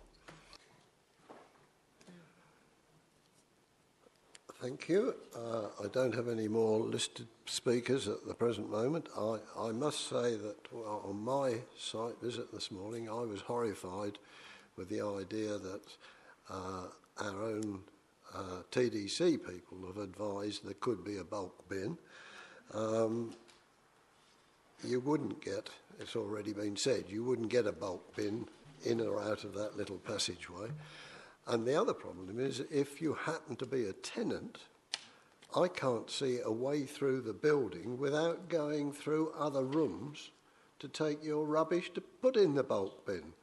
And that must be totally wrong, looking at those plans. I'm also worried the fact that the officer has, in fact, asked numerous questions of the owners and has not had a single reply to it.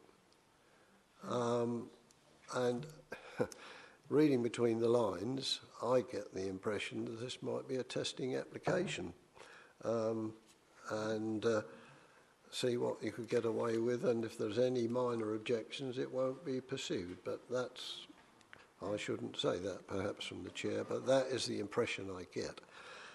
If these people can't be bothered to deal with the questions that we've already raised, they can't be that interested in this particular development. Right, now then, no further points that are being raised. Do I gather that you are ready to oppose this application? I'm looking towards Councillor Fowler, Councillor Baker, yes. I think we might need some advice as to what grounds we are able to potentially refuse this on. I think we're all, those that have spoken have indicated that they're not in favour of it. I've just been looking through bits of policy and everything else, and it's like, which bit do we cover? And I asked the officer this morning when we were at the site visit, was if there wasn't a right of way and they couldn't get the bins, would the recommendation have been the same as in for approval? And he indicated that it may have influenced possibly a different decision from the officer's point of view. So I have a problem with the right of way. If the right of way exists, then I don't think we can go on grounds of the refuse area. But the gentleman mentioned about the amenity area. And it says that SAVE policy requires 25 square metres of communal amenity space per flat for etc, etc. But doesn't stipulate it a total in respect of HMOs. Well, that's really helpful, isn't it? But if we took that each room requires 25 square metres, there isn't enough. So is it potentially in breach of that policy? Yeah. I think I'm right in saying that an HMO in Clacton, which we refused, and it went to the inspector, and that was one of the strong points in Ellis Road, because there wasn't any space provided for the people, and the inspector threw that one out. I stand corrected by the officers if I'm wrong, but I'm pretty certain that stuck in my mind as one of the principal reasons that it was thrown out. Yes, Councillor Haney first, and then Councillor McWilliams, Everett. and then Councillor Everett. One of the things that nobody has said there is a right. Everybody said there might be a right of way. We have seen no proof. Nobody has seen any proof there is a right of way. Rights of way have to be on deeds. And I hate to bring myself into this because I'm sure it will annoy people, but we did have a problem with people trying to have a right of way through somewhere where we lived, and that we took legal advice and we were told all we had to do was put a gate on. We didn't even have to lock the gate, and by the very fact that the gate was on there, it prevented it being a right of way. Now that's got 2 gates on it. Now, I'm pretending that I'm a solicitor, but or legally trained, but that was what we were told, and I'm sure it hasn't changed. All right. Councillor Everett. Thank you. I might help with the reasons for refusal, because we've talked about amenity of the occupiers of the HMO, but we haven't talked about the amenity of the surrounding residents. And I think that has to be a big issue in terms of potential reasons for refusal. Yeah. Right. Councillor McWilliams. Thank you, Chairman. Obviously, I assume the officers are going to give us a few answers to the points that we've raised, but I'm in agreement with my colleagues here on the outside space and what Councillor Everett has just mentioned as well from the amenity of the area around it, and we're talking about Grade 1, Grade 2 listed buildings as well. I'm prepared actually to put forward that I will recommend refusal on those grounds. Right, Councillor Fowler. Councillor McWilliams actually beat me to it, because what I was going to say was that I would propose, on the grounds of the setting of the heritage assets being the Grade 1 and the Grade 2 listed buildings, which that has come up before, I seem to remember, in some previous applications and appeals, the setting of the Grade 1 building or Grade 2 star. So in that case, then, Chairman, I'm happy to second Councillor McWilliams' proposal. Thank you, Chairman. What about the bins? What about the bins? Right. There's no way to get bins out that way. Yes, as one of the, because the officers are recommending approval, so we need all the list of things that, and quite honestly, I'd like to see the question of these bins and dustbins and refuse as being listed. And we couldn't. Chairman, would it help if I try to summarise the Please, reasons? And please add in if you think I've missed something. Lack of private amenity space is one. Lack of sufficient parking, on-site parking. Impact on the character of the locality and the conservation area. Inadequate provision for refuse bins. Inadequate access for the well, I forgot the word I'm looking for here, but waste. It's insufficient space for waste collection. Waste collection. And bicycles. Bicycles. And amenity of surrounding. Yeah, amenity of surrounding occupants. Yes. Yep. Yeah, impact on neighbouring properties. Right. With that list of reasons to go against, I understand that Councillor McWilliams has proposed refusal, and we have a seconder in Councillor I want to say Maria, and I'm sorry about that. Councillor Fowler is seconding it. So you know what you're voting on with those reasons. Those in favour, please show for refusal, and that is unanimous. So thank you very much.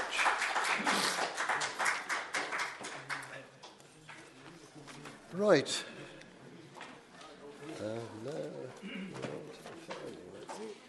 Well chaired. I think those contentious ones like you had at the beginning, they're always very difficult. And ladies and gentlemen, the night is drawing on. We have one more application in front of us, and it's in front of us because it is an application from TDC. It's planning application 18/00734. It's an outline application for 48 Colchester Road, Holland-on-Sea. Suzanne. Right, thank you, Chairman. As was just said, it's an application that's been referred to committee as it is. It's an application on behalf of the Tendring District Council. It's an outline application with all matters reserved for the construction of one dwelling. So the application site is within the settlement development boundary in both the saved and the emerging local plan, and is an area designated as a recreational open space. So the recreational open space is the area outlined in blue as well. The surrounding area is characterised by a number of detached and semi-detached residential properties, which are predominantly single-storey. The majority of the public open space will remain. Furthermore, the site itself is currently overgrown, so it provides limited opportunities for use as open space. And it's therefore considered that the small loss of protected open space is not considered significantly harmful to warrant a reason for refusal. So therefore there's no principal objection to the development. So this shows the aerial photograph. So you can see that the site is well populated by mature trees. The development of the site appears to necessitate the removal of all trees on the application site. Although they make a positive contribution to the appearance, the council's landscape officer is of the view that their value is not so great as to warrant formal protection. And these are the... Going the wrong way now. So they are the trees that have been referred to, and you can see that either side of the neighbouring property is single storey. That shows the neighbouring property, and that's the property the other side. And this just shows some of the vegetation on site, which you would have seen this morning. Because of the level of vegetation, a Phase 1 habitat survey was submitted, and that concluded that there was no significant ecological constraints and that the site is of low ecological value. And the report highlighted mitigation measures and enhancements, and there's a condition to recommend that these are adhered to. So the application is in outline form with all matters reserved, so this layout is only indicative, but it demonstrates that a dwelling which fits into the character of the area can be achieved with adequate private amenity space and parking provision, and therefore it's recommended for approval. Thank you. Thank you very much. I don't have any members of the public for or against. It's in the unparished area, and no ward councillors have shown any interest, so it's open to you, councillors, straight away.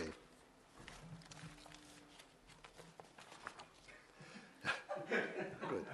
Councillor Baker.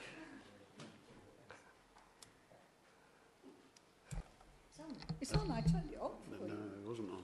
Okay. Chairman, just one thing. If we minded to approve it, and I'll recommend approval in line with the officer's recommendation, can we put an informative on with regard to the trees and the fact that it should be only one storey, so it links in with the rest of the street scene?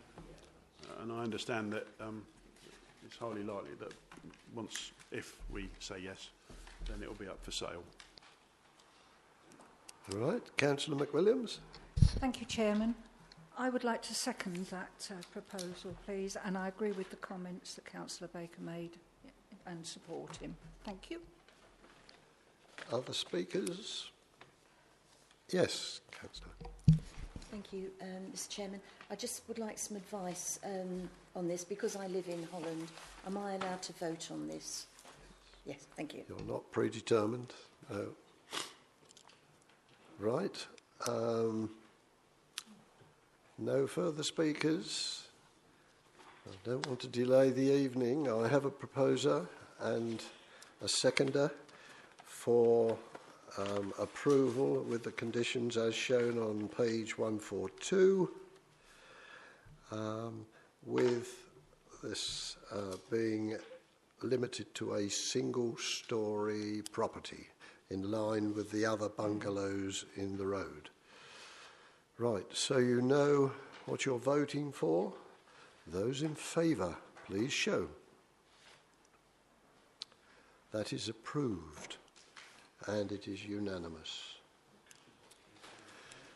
Councillors, thank you all very much. That completes the agenda. If you could, before you leave, just indicate whether the next training session date is suitable for you on the Wednesday, the 12th of September. Yes, yes. Will we be doing 6 o'clock?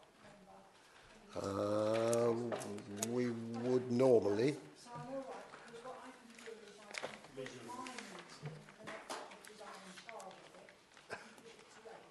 Right. Are we saying then that date it's now firm? instead of the 25th? Yes.